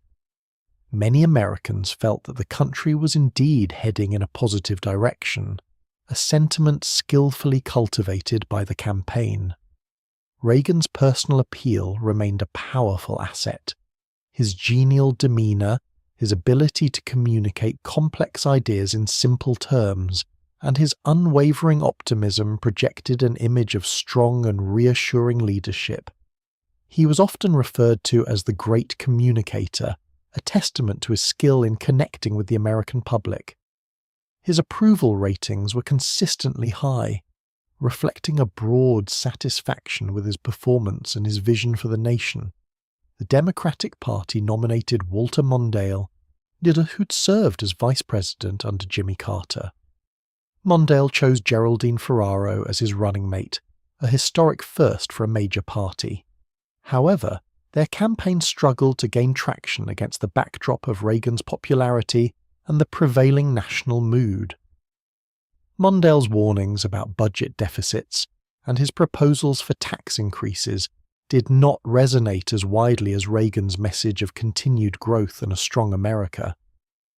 The election results were a testament to Reagan's immense popularity.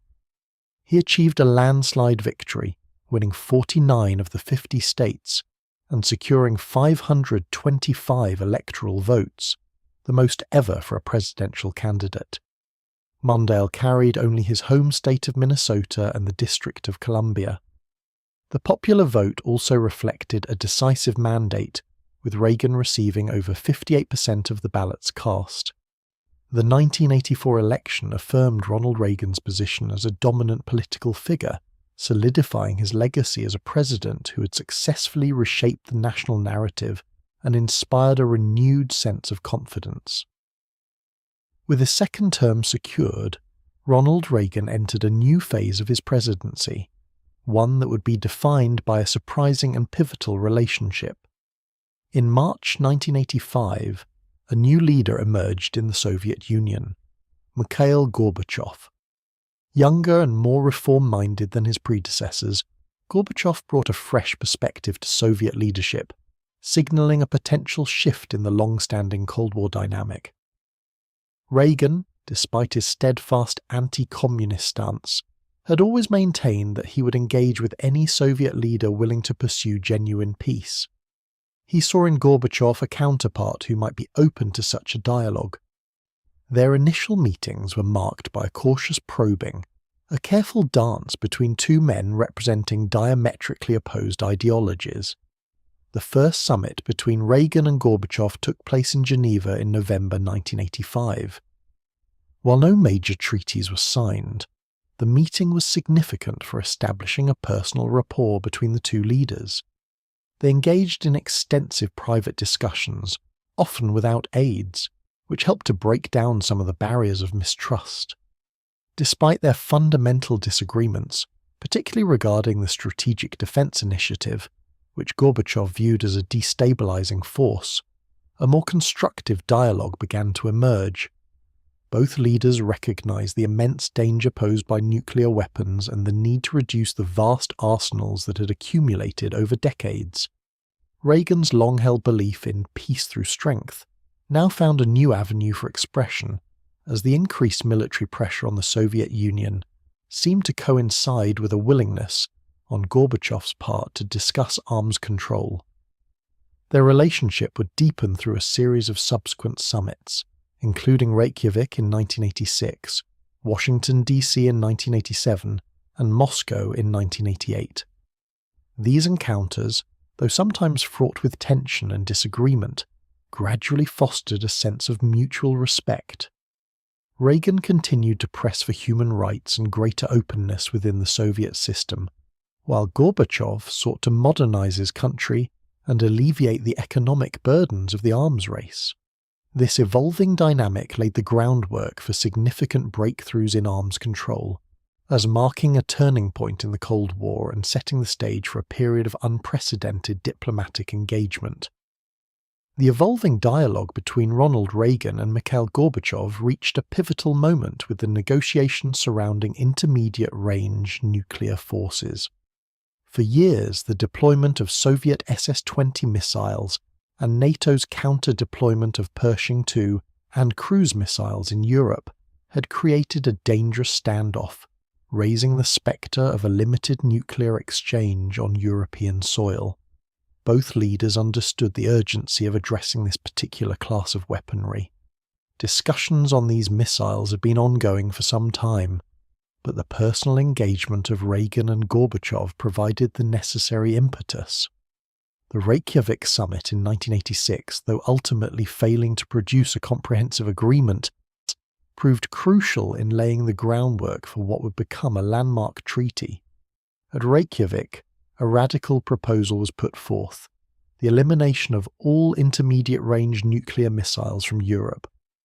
This bold idea, initially met with skepticism, gradually gained traction as both sides recognized the strategic advantages of removing an entire category of destabilizing weapons. Intensive negotiations followed, culminating in a historic agreement. On December 8, 1987, Ronald Reagan and Mikhail Gorbachev met in Washington, D.C. to sign the Intermediate-Range Nuclear Forces, or INF, Treaty. This agreement represented a monumental diplomatic achievement. It mandated the verifiable destruction of all ground-launched ballistic and cruise missiles, with ranges between 500 and 5,500 kilometers.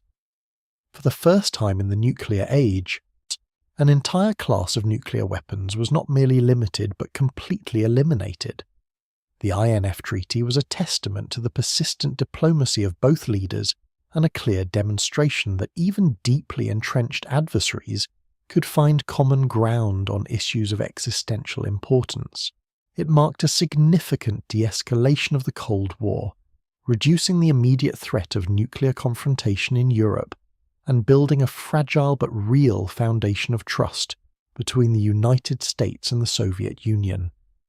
This agreement stood as a powerful symbol of a new direction in superpower relations, signaling a departure from decades of unbridled arms competition. Amidst the ongoing diplomatic efforts and the recent success of the INF Treaty, Ronald Reagan undertook a visit to Berlin in June of 1987. The city, divided for decades by the stark physical barrier of the Berlin Wall, remained a potent symbol of the Cold War's ideological divide. Standing near the Brandenburg Gate, a historic landmark now overshadowed by the wall, Reagan prepared to deliver a speech that would resonate far beyond the immediate audience. The setting itself was profoundly significant. The Brandenburg Gate, once a symbol of German unity, had been rendered inaccessible, a stark reminder of the division imposed upon the city and the nation. On the other side of the wall lay East Berlin, under Soviet influence, its citizens living under a different system, separated from their Western counterparts by concrete and barbed wire. Reagan's address was carefully crafted to speak to both the people of West Berlin, offering reassurance and solidarity, and to those in the East, and providing a message of hope and a challenge to the existing order. In his address, Reagan directly confronted the Soviet leadership and the realities of communist rule. He spoke of progress, freedom, and the desire for true peace. Then, with a directness that pierced through the diplomatic niceties often associated with international relations, he issued a powerful imperative. Looking toward the wall, he declared, "Mr. Gorbachev, open this gate. Mr. Gorbachev, tear down this wall." This singular challenge, delivered with conviction, transcended mere rhetoric. It was a direct appeal to the Soviet leader to match his reformist words with concrete action. The speech served as a powerful declaration of American resolve, not only in challenging Soviet control over Eastern Europe, but also in expressing an unwavering belief in the eventual reunification of Germany. It provided immense symbolic importance, offering profound inspiration to those living under communist regimes and reinforcing the aspirations for freedom and self-determination across the divided continent.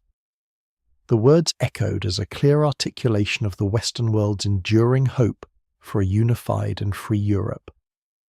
While the Cold War thawed and powerful speeches resonated from Berlin, another, more troubling development was slowly unraveling within the American government. Known as the Iran-Contra affair, this complex series of clandestine operations would cast a significant shadow over the Reagan administration during its second term. The roots of the affair lay in two distinct, yet ultimately interconnected foreign policy challenges. One aspect involved the predicament of American hostages held in Lebanon by various militant groups with ties to Iran. The administration, publicly committed to a policy of never negotiating with terrorists, sought a discreet means to secure their release. Simultaneously, there was a deeply felt desire to support the Contra rebels in Nicaragua who were fighting against the Sandinista government. However, Congress had passed the Boland Amendment, which specifically prohibited federal funding for military aid to the Contras, reflecting a widespread public skepticism about US involvement in Central American conflicts. In an attempt to circumvent these public policies and legal restrictions, a covert operation began to take shape. The core components involved a secret agreement to sell arms, specifically anti-tank missiles and other military equipment, to Iran. This was done in direct contradiction to an existing US arms embargo against Iran. The expectation was that in exchange for these weapons, Iran would use its influence to secure the release of the American hostages in Lebanon. The second, and perhaps even more controversial element of the affair, involved the proceeds from these arms sales. Instead of returning these funds to the US Treasury, a portion of the money was secretly diverted. This diverted money was then channeled to the Contra rebels in Nicaragua, providing them with financial support in direct violation of the Boland Amendment. The intricate web of transactions and covert dealings was managed largely by members of the National Security Council staff, operating outside traditional governmental oversight. When these activities eventually came to light, they triggered extensive investigations, leading to a period of intense scrutiny and questioning for the Reagan administration. As the details of the Iran-Contra affair slowly emerged into public view, a series of comprehensive congressional investigations commenced. These inquiries sought to uncover the full extent of the clandestine operations, identify those responsible, and determine the level of knowledge held by senior administration officials, including the president himself. Televised hearings became a prominent feature of the American political landscape during this period, capturing the attention of a nation grappling with the revelations. Witnesses, including military officers and National Security Council staff, testified before congressional committees, often invoking their Fifth Amendment rights or offering conflicting accounts. The central figure in much of the public's perception became Lieutenant Colonel Oliver North, a Marine officer who had played a key role in orchestrating the diversion of funds to the Contras.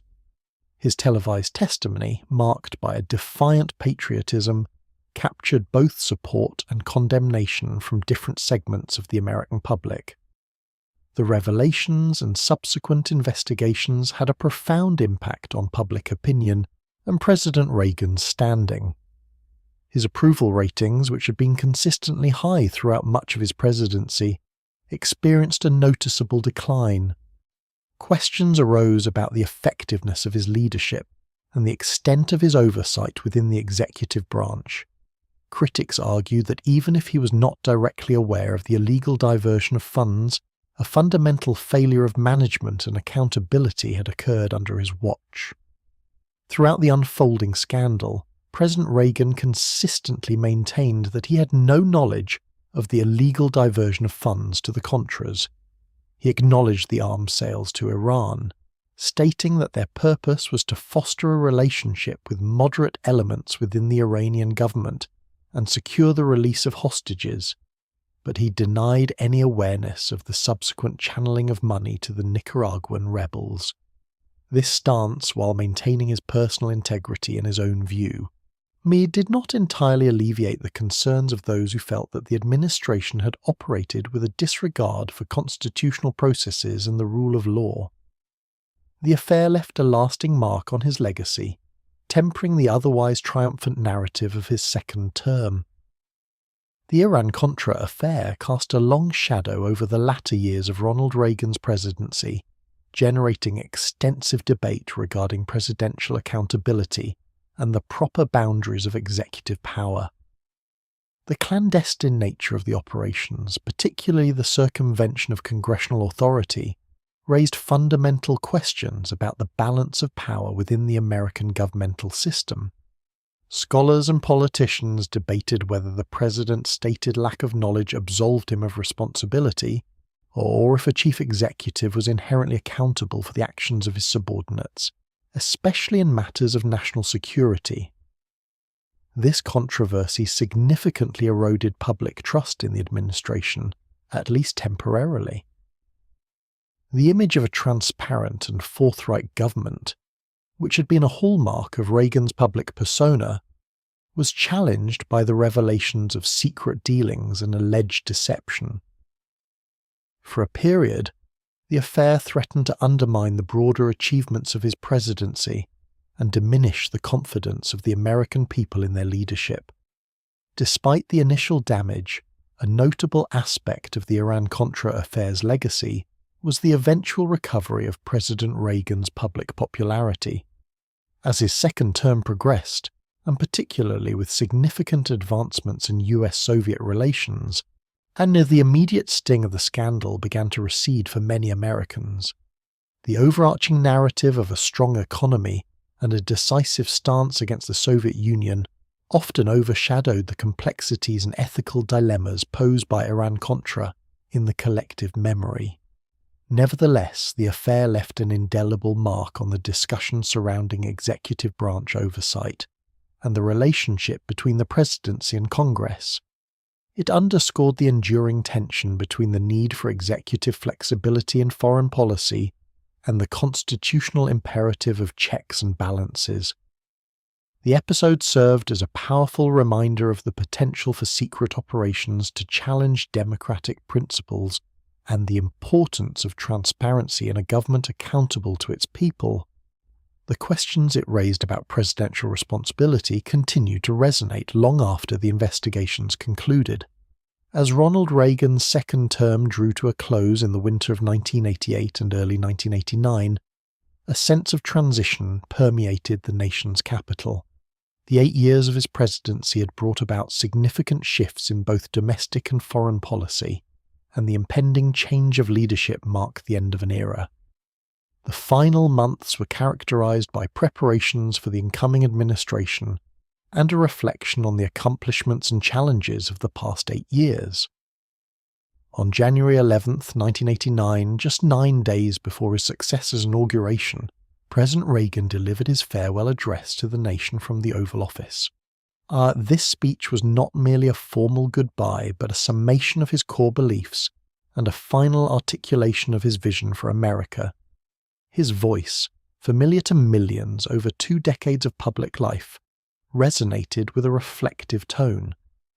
Central to his address was the enduring metaphor of America as a shining city upon a hill. He revisited this imagery, which he had first invoked early in his political career, describing it not as a distant ideal, but as a vibrant working reality. He spoke of the city's strength, its openness, and its magnetic appeal to those seeking freedom and opportunity around the world. He emphasized that this city, though imperfect, was a beacon that inspired hope and served as a testament to the American experiment. Reagan's farewell address also contained a forward-looking perspective, outlining his hopes for America's future. He urged vigilance in preserving liberty, emphasizing the importance of an informed citizenry and the continuous renewal of national purpose. He spoke of the need for future generations to understand and cherish the principles that underpinned American exceptionalism. His words conveyed a quiet confidence in the nation's destiny, tempered by a solemn warning about the fragility of freedom if not constantly defended. The address concluded with a sense of passing the torch, a final affirmation of his faith in the American people and the ideals they represented as he prepared to step away from the presidency. Upon leaving the White House in January 1989, Ronald Reagan embarked on a new chapter, transitioning from the intense demands of the presidency to a more private existence. He and Nancy Reagan returned to California, settling into a quiet retirement in their home in Bel Air, a tranquil neighborhood in Los Angeles. This move marked a deliberate shift away from the constant scrutiny of public office. His post-presidential life was characterized by a desire for peace and normalcy, a stark contrast to the preceding decades spent in the national spotlight. He enjoyed the familiar comforts of his home state, including horseback riding, a lifelong passion, and spending time with his family. The relentless pace of presidential duties was replaced by a more leisurely rhythm, allowing for moments of reflection and personal enjoyment. While his public appearances became less frequent, they did not cease entirely. He occasionally delivered speeches, attended events, and continued to offer his perspective on national and international affairs. These engagements, however, were carefully chosen and far removed from the exhaustive schedule he maintained as president. He remained a respected figure, often sought for his insights, but he largely embraced the role of an elder statesman, offering guidance without the burden of daily governance. His autobiography, An American Life, was published in 1990, providing his personal account of his journey from Dixon, Illinois to the highest office in the land. This work offered a window into his experiences and his enduring philosophy. Despite these public endeavors, the overriding theme of his retirement was a return to a more personal and reflective life, away from the direct pressures of political leadership. He sought a peaceful conclusion to a remarkable career, cherishing the quiet moments that had often been elusive during his many years of public service. In November of 1994, nearly 6 years after leaving the presidency, Ronald Reagan made a profound and deeply personal announcement that resonated throughout the nation and beyond. He revealed to the world that he had been diagnosed with Alzheimer's disease, a progressive and incurable neurological condition that gradually erodes memory and cognitive function. This disclosure marked a significant moment, not only for him and his family, but for public awareness of the disease itself. The announcement was made through a handwritten letter addressed to the American people, a document imbued with characteristic grace and forthrightness. In this letter, he spoke openly about the diagnosis, acknowledging the challenges that lay ahead. He described the initial stages of the disease, noting that it had begun to take its toll on his memory. His words conveyed a sense of acceptance and a quiet determination to face the future with dignity. The impact of this revelation was immediate and widespread.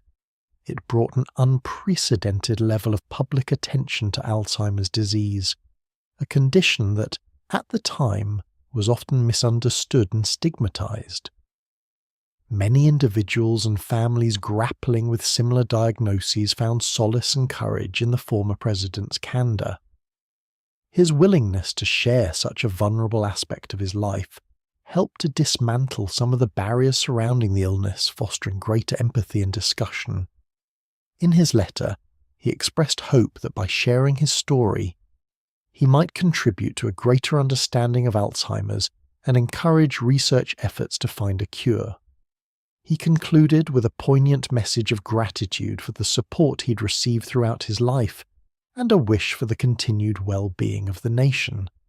This dignified and courageous communication underscored his enduring spirit, even as he confronted a formidable personal adversary. The announcement marked a quiet, yet powerful chapter in his long and storied life, transforming a private struggle into a moment of public education and shared humanity. Following his courageous announcement, Ronald Reagan embarked upon a long and arduous journey with Alzheimer's disease, a period often referred to as a long goodbye. This phase of his life was marked by a gradual and inexorable decline in his health and cognitive capacities. The man known for his vibrant communication and sharp wit slowly receded into the quiet depths of memory loss and confusion. The progression of Alzheimer's is unique to each individual, but for Reagan, it manifested as an incremental fading of his faculties. Initially, there were subtle difficulties with recall, which slowly advanced to more profound impairments in memory, language, and judgment. His public appearances became increasingly rare, and his engagement with current events diminished. The once commanding presence that had captivated millions transitioned into a more subdued and introspective state. Throughout this challenging period, the former president's care was predominantly managed within the private confines of his home in Bel Air, California. At the heart of this dedicated care was his wife, Nancy Reagan, whose unwavering devotion became a defining characteristic of these years.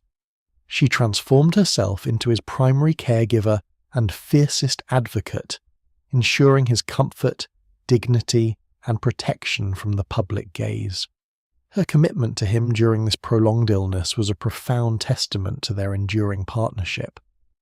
The public, having been informed of his condition, largely responded with a quiet respect for his struggle. There was a collective understanding that this was a deeply personal and painful chapter for the Reagan family. While updates on his condition were infrequent, there was a palpable sense of empathy and concern from across the political spectrum. His fight against Alzheimer's became a shared national experience, fostering a greater collective awareness of the disease and its devastating effects, a quiet acknowledgement of the human fragility that can touch anyone, regardless of their past prominence. This period, though marked by illness, also highlighted the deep bonds of family and the quiet strength found in enduring love and care. During the years of Ronald Reagan's struggle with Alzheimer's disease, Nancy Reagan's unwavering devotion became a profound narrative in itself.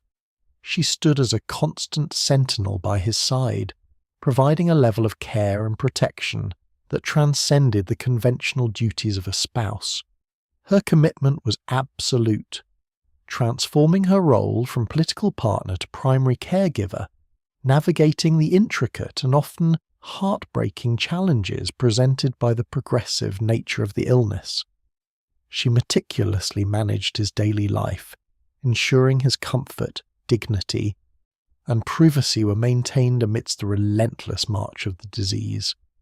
Her presence offered a continuous anchor for him, a familiar face and gentle hand in a world that was steadily becoming more disorienting. This intensely personal experience of witnessing the gradual erosion of her husband's memory and capabilities deeply affected her, transforming her grief into a powerful impetus for action. Following Ronald Reagan's passing, Nancy Reagan channeled her profound personal experience into a dedicated advocacy for Alzheimer's research. She emerged as a prominent voice in the national conversation surrounding the disease, articulating the devastating impact it has not only on the individual afflicted but also on their families and caregivers.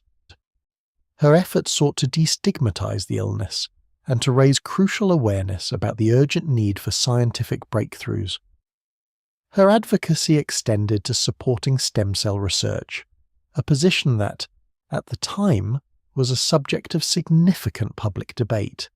She spoke passionately about the potential of such research to unlock new treatments, and ultimately a cure for Alzheimer's and other debilitating diseases.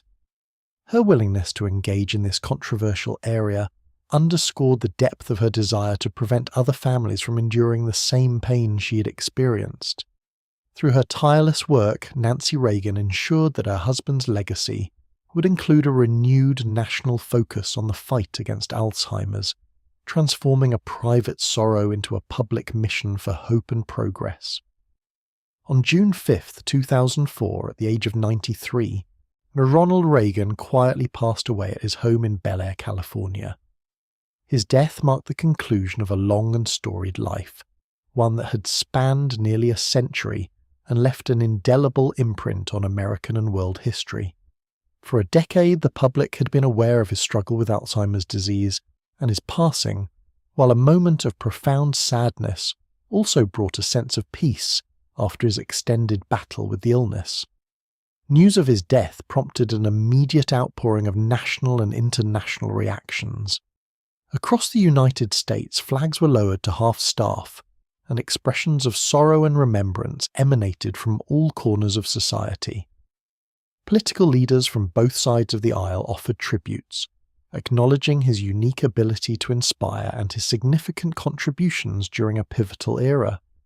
The nation paused to reflect on the legacy of a man who had guided the country through a period of economic upheaval and the final tense years of the Cold War. Beyond America's borders, the response was equally significant.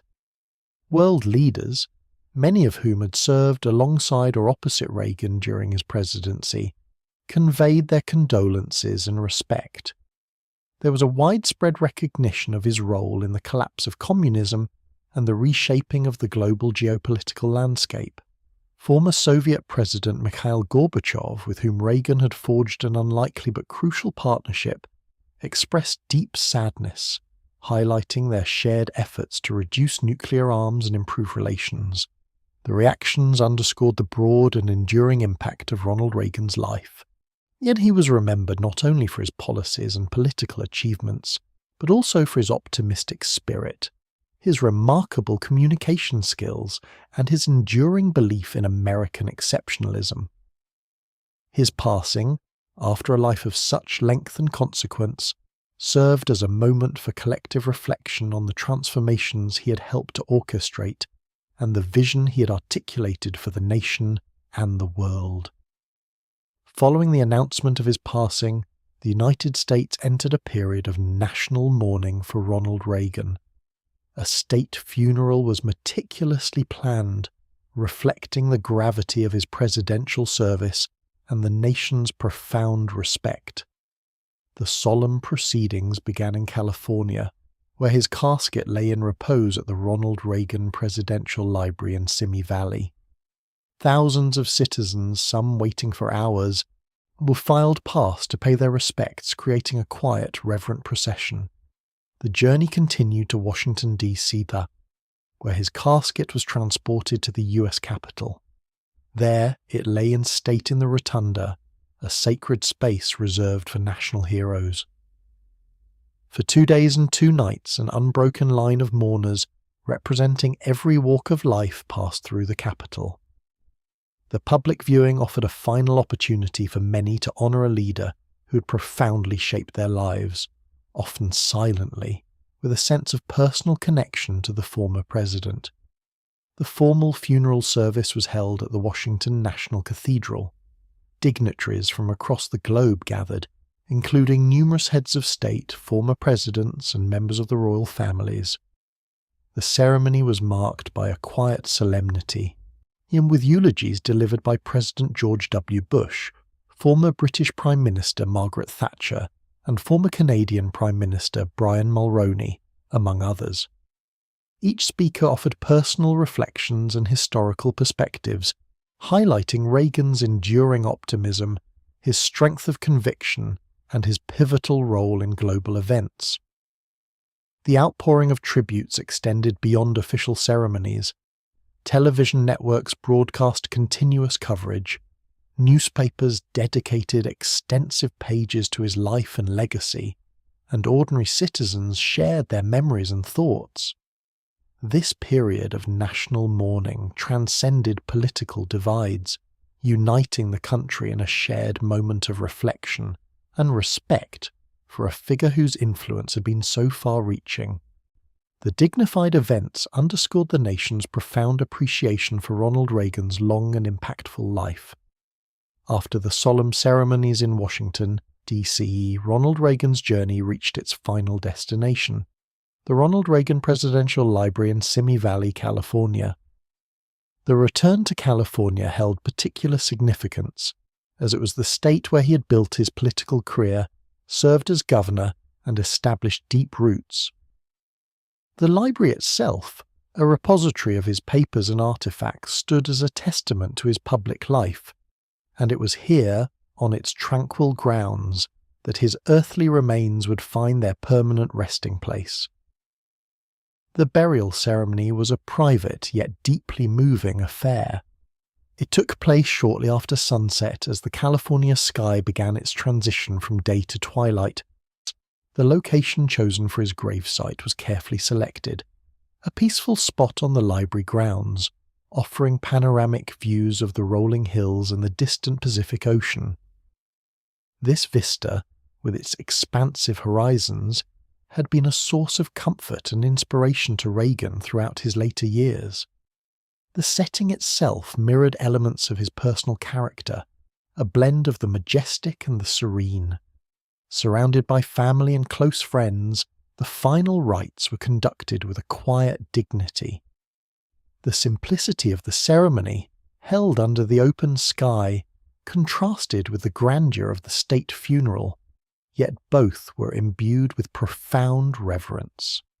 The sound of a military honor guard, the folding of the flag, and the quiet tributes mark the conclusion of a remarkable life.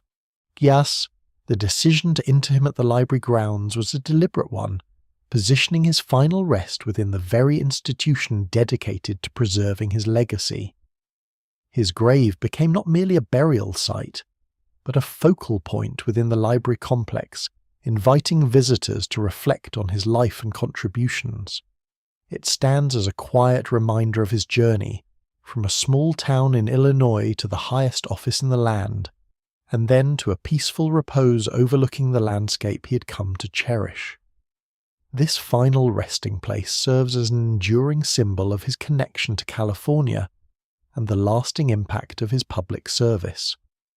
Following Ronald Reagan's passing, a period of extensive public and historical reflection commenced, spanning across the nation and beyond its borders. The immediate aftermath saw a confluence of tributes and analyses, attempting to distill the essence of his transformative presidency and its lasting imprints. There was a broad consensus, articulated by leaders and commentators from across the political spectrum, regarding his pivotal role in the conclusion of the Cold War.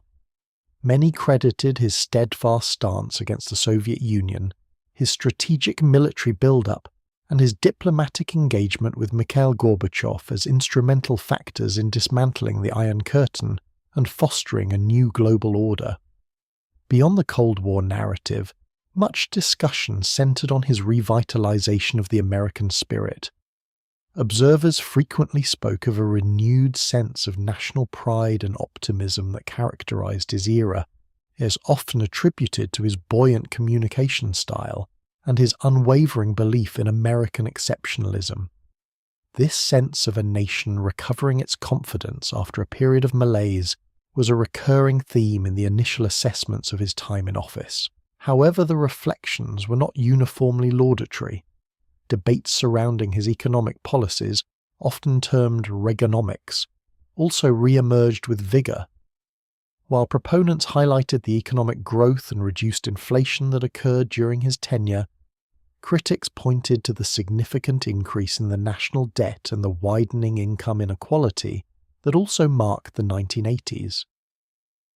These discussions underscored the complex and multifaceted nature of his economic legacy, with differing perspectives on its long-term societal effects. The immediate historical aftermath thus presented a nuanced portrait, celebrating his foreign policy achievements and his capacity to inspire, while also engaging in critical examination of the domestic consequences of his economic philosophy. This period of initial assessment laid the groundwork for the ongoing scholarly and public discourse that would continue to shape his place in American history. Among Ronald Reagan's enduring contributions, his role in the peaceful conclusion of the Cold War stands as his most widely recognized and profoundly impactful legacy. This monumental achievement, which reshaped the global geopolitical landscape, was the culmination of a multifaceted approach encompassing resolute policies, powerful rhetoric, and ultimately strategic diplomatic engagement. From the outset of his presidency, Reagan adopted a firm stance against the Soviet Union, famously labeling it an evil empire. This strong rhetorical challenge was paired with a significant military buildup, designed to project American strength and to strain the Soviet economy, which was already faltering under the weight of its own internal contradictions.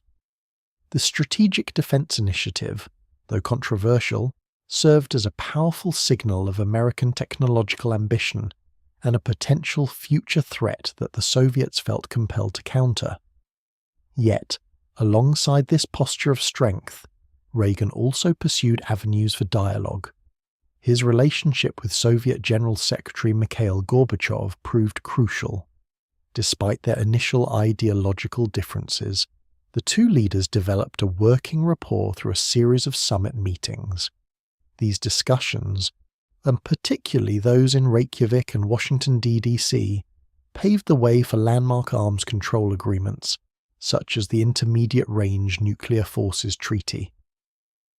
This treaty marked the first time the two superpowers agreed to eliminate an entire class of nuclear weapons, signaling a significant thaw in relations. Gorbachev's reformist policies of glasnost and perestroika, intended to revitalize the Soviet system, ultimately contributed to its unraveling.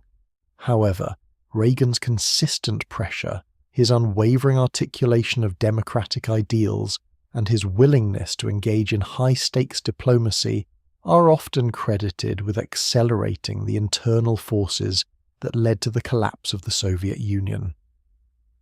The fall of the Berlin Wall in 1989, just months after Reagan left office, and the subsequent dissolution of the Soviet Union, were widely seen as vindications of his long-held convictions and a testament to the effectiveness of his strategic vision. This outcome remains a defining historical achievement, reshaping the course of the late 20th century. Beyond foreign policy, Ronald Reagan's economic policies, collectively known as Reaganomics, represent another cornerstone of his presidential legacy, eliciting both commendation and ongoing scholarly debate. His administration's approach aimed to stimulate economic growth by reducing the role of government, primarily through significant tax cuts, deregulation, and attempts to control government spending, though military expenditures increased notably. During his tenure, the American economy experienced a period of sustained growth, emerging from the stagflation that had plagued the 1970s. Inflation, a persistent challenge before his presidency, was brought under control, a development often attributed to the Federal Reserve's tight monetary policy, which Reagan supported. The unemployment rate also declined significantly from its peak in the early 1980s. Supporters of Reaganomics point to this era as a revitalization of American enterprise, arguing that lower taxes incentivized investment and job creation, unleashing the productive capacity of the private sector. However, the long-term effects of these policies continue to be a subject of calm, historical examination and academic discourse. Critics often highlight the substantial increase in the national debt that occurred during the Reagan years. The combination of reduced tax revenues from the cuts and increased defense spending led to significant budget deficits, which accumulated into a larger national debt. This fiscal trajectory raised concerns about intergenerational equity and future economic stability. Furthermore, the impact of deregulation on various sectors of the economy, including finance and environmental protection, is also part of the ongoing discussion. While proponents argue that deregulation fostered efficiency and innovation, others contended that it contributed to increased economic inequality and potential risks to public welfare. The effects on income distribution, specifically the widening gap between the wealthiest Americans and other income groups, are frequently analyzed when considering the full scope of Reagan's economic legacy. Thus, his economic policies remain a complex tapestry of successes and challenges, shaping the nation's financial landscape for decades that followed. Ronald Reagan's influence extended far beyond the immediate policy outcomes of his presidency, profoundly reshaping the landscape of American politics, particularly within the Republican Party. His rise to power marked a pivotal moment, solidifying the ascendancy of the conservative wing and moving the party's ideological center significantly to the right. Before Reagan, the Republican Party still contained a notable moderate faction, but his vision and electoral success effectively marginalized these elements, forging a more unified conservative identity. His ideology, often articulated through clear and compelling rhetoric, emphasized limited government, free markets, strong national defense, and traditional values. These tenets became the bedrock of modern American conservatism. Reagan's ability to articulate these principles in an optimistic and accessible manner resonated with a broad segment of the electorate, creating what some termed a Reagan coalition that included traditional Republicans, disenchanted Democrats, and social conservatives. This coalition demonstrated the electoral viability of a robust conservative platform. The impact of Reagan's leadership on subsequent generations of political figures within the Republican Party is undeniable. Many aspiring politicians and conservative thinkers look to him as a model, adopting his rhetorical style and policy priorities. His presidency established a template for how a conservative could win national elections and govern effectively. Phrases like "morning in America" became emblematic of a positive, forward-looking conservatism that sought to inspire rather than merely critique. Even decades after his departure from office, the shadow of Reagan's influence remains visible in Republican platforms and debates. Discussions about tax policy, government spending, and America's role in the world often reference his presidency as a benchmark or an ideal. His emphasis on individual liberty and entrepreneurial spirit became deeply ingrained in the party's self-conception. This enduring legacy transformed the Republican Party from a diverse collection of ideologies into a more cohesive conservative force, shaping its direction and leadership for decades to come. Beyond policy and partisan shifts, Ronald Reagan is widely credited with instilling a renewed sense of confidence and optimism within the American populace. His presidency followed a period marked by national self-doubt, economic stagnation, and a perceived decline in global standing. The 1970s had brought with it challenges like the Vietnam War's aftermath, the Watergate scandal, and an energy crisis, contributing to a pervasive sense of malaise. Reagan, through his distinctive communication style and unwavering belief in American exceptionalism, sought to reverse this mood. His optimism was not merely a rhetorical flourish. It was a deeply held conviction that he projected consistently. Reagan possessed a unique ability to connect with the American people, often speaking in straightforward, evocative terms that resonated widely. He believed in the inherent goodness and strength of the nation, and he communicated this belief with a geniality that many found reassuring. This communicative skill, honed during his years as an actor and public speaker, allowed him to articulate a positive vision for the country's future. The phrase, "Morning in America," borrowed from his successful 1984 re-election campaign advertisement, perfectly encapsulated this sentiment. It suggested a fresh start, a new dawn after a period of darkness. Reagan's speeches often evoked images of American heroes, innovation, and an inherent national destiny, reminding citizens of past triumphs and future possibilities.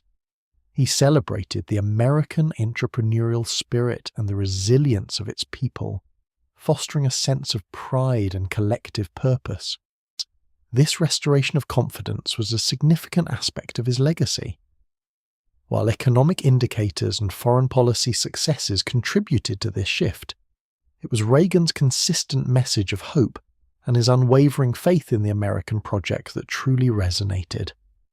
He convinced many that the nation's best days were not behind it, but lay ahead, inspiring a generation to believe in the country's potential once more. This psychological uplift, irrespective of specific policy debates, remains a key component of how his presidency is remembered. While Ronald Reagan's presidency is often associated with renewed national spirit and economic growth, it was also marked by significant criticisms and enduring controversies. One of the most damaging episodes was the Iran-Contra affair, which unfolded during his second term. This scandal involved the secret sale of arms to Iran, a country then subject to an arms embargo in exchange for the release of American hostages. Profits from these arms sales were then illegally diverted to fund the Contras, an anti-communist rebel group fighting in Nicaragua, despite a congressional ban on such aid. The affair raised serious questions about the executive branch's adherence to law and congressional oversight, leading to investigations and convictions of several administration officials. Reagan himself denied knowledge of the illegal diversion of funds.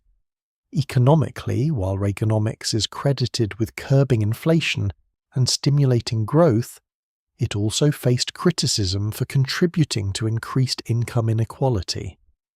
Critics argue that the tax cuts disproportionately benefited the wealthy, while the social safety net was reduced, leading to a widening gap between the rich and the poor.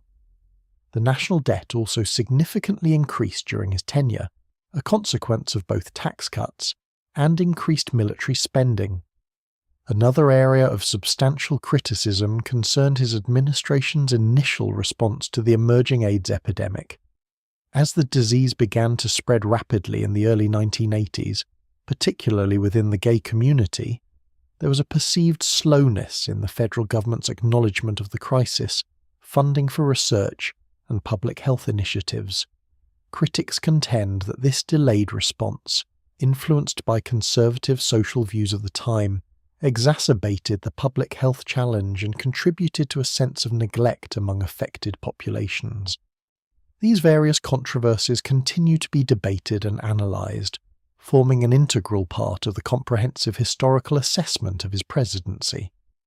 Despite the controversies that arose during his 2 terms, Ronald Reagan was often described as the Teflon president. This moniker suggested that criticism, scandal, or political setbacks simply failed to adhere to him, leaving his public image largely untarnished.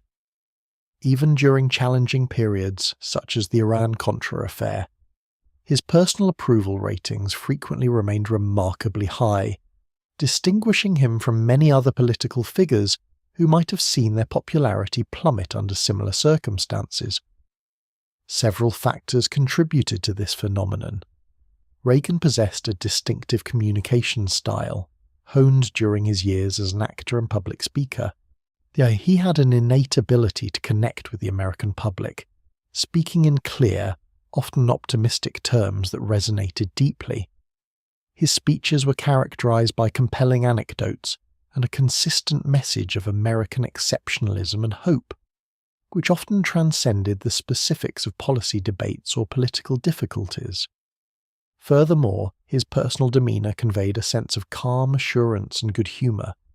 Even when confronted with difficult questions or criticisms, his responses often disarmed opponents and reassured supporters.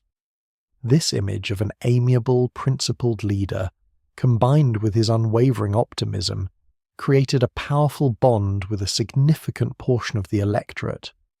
The public also seemed to differentiate between the actions of his administration or staff and Reagan himself.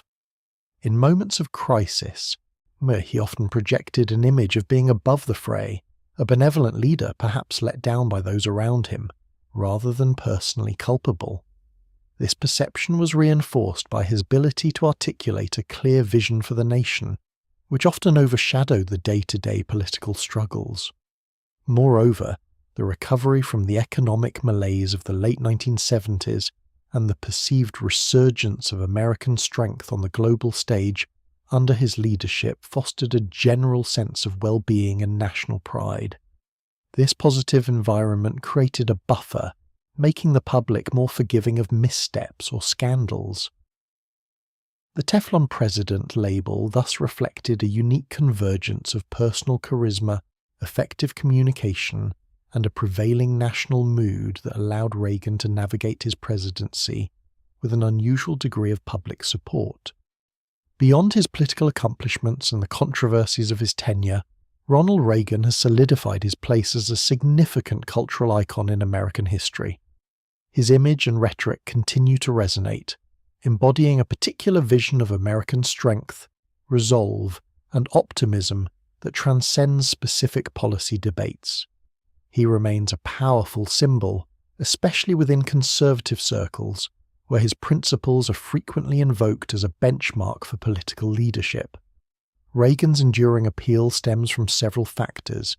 He articulated a clear and consistent ideology, emphasizing individual liberty, limited government, and a strong national defense. These tenets form the bedrock of modern American conservatism, and his presidency is often viewed as a golden age for those who advocate for these principles. His ability to communicate complex ideas in a relatable and inspiring manner cemented his status as a champion of conservative thought. Moreover, Reagan's persona itself became an iconic representation of American resilience. His unwavering belief in the nation's exceptionalism, his cheerful demeanour, and his capacity to inspire hope during challenging times cultivated a powerful cultural narrative. He represented a return to traditional values and a rejection of the perceived malaise of the preceding decades, offering a vision of America as a shining city upon a hill. Even decades after his presidency, Reagan's relevance in political discourse persists. Contemporary political figures, particularly Republicans, frequently reference his policies, his speeches, and his leadership style. His legacy is continually debated, reinterpreted, and celebrated, illustrating his lasting impact not only on the political landscape, but also on the collective American consciousness. He remains a touchstone, a figure whose ideals and accomplishments continue to shape discussions about the nation's direction and identity. The physical manifestation of Ronald Reagan's enduring legacy can be found in the Ronald Reagan Presidential Library and Museum, nestled in the hills of Simi Valley, California. This institution serves as a comprehensive repository, meticulously preserving the vast collection of documents, artifacts, and personal effects from his 2 terms as president and his life before and after the White House. It stands as a testament to his journey from his early days in Dixon, Illinois, through his Hollywood career and governorship to his pivotal role on the world stage. The library's primary function is to safeguard the historical record of the Reagan administration. It houses millions of presidential papers, including official correspondence, policy memos, speeches, and personal notes, all of which are made available to researchers and scholars. This extensive archive provides invaluable primary source material for those seeking to understand the intricacies of his policies, the dynamics of his decision-making processes, and the broader historical context of his era. Beyond the archival collections, the museum component offers a vivid portrayal of Reagan's life and presidency through engaging exhibits.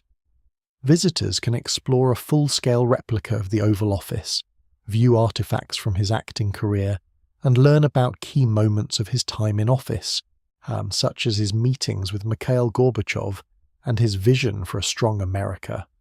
A particular highlight is the Air Force One Pavilion, which houses the very Boeing 707 that served 7 presidents, including Reagan, offering a tangible connection to the power and symbolism of the presidency.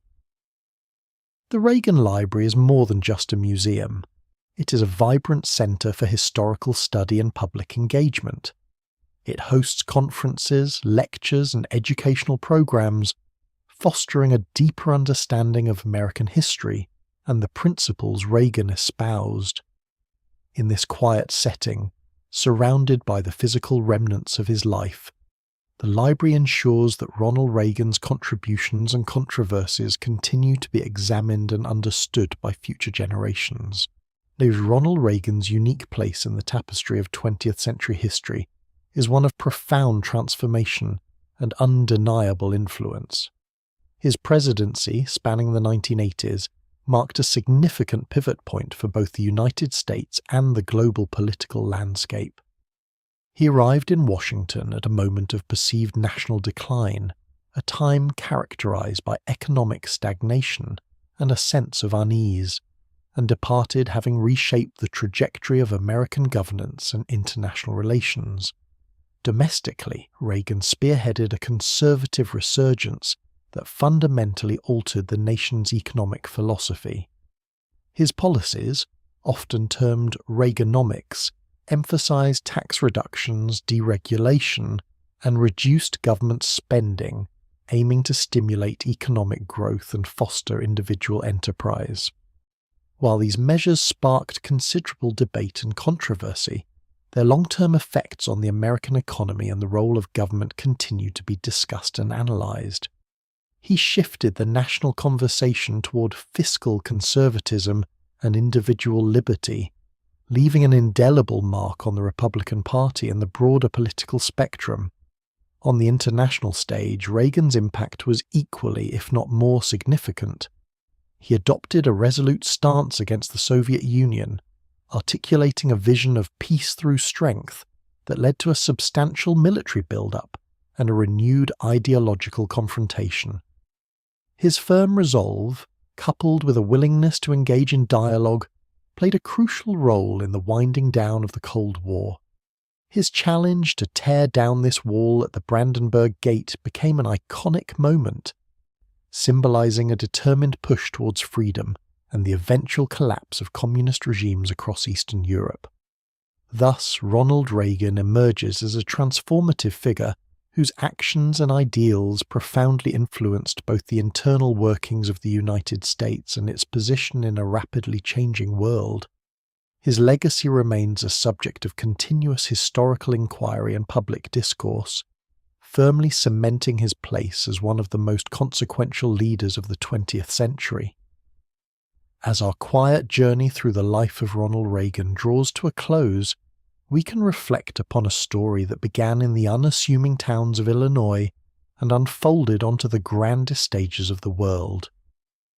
From his early days as a radio announcer, through the glamour of Hollywood, into the political arena of California, and finally to the highest office in the nation, Reagan's trajectory was marked by an enduring optimism and a steadfast belief in American exceptionalism.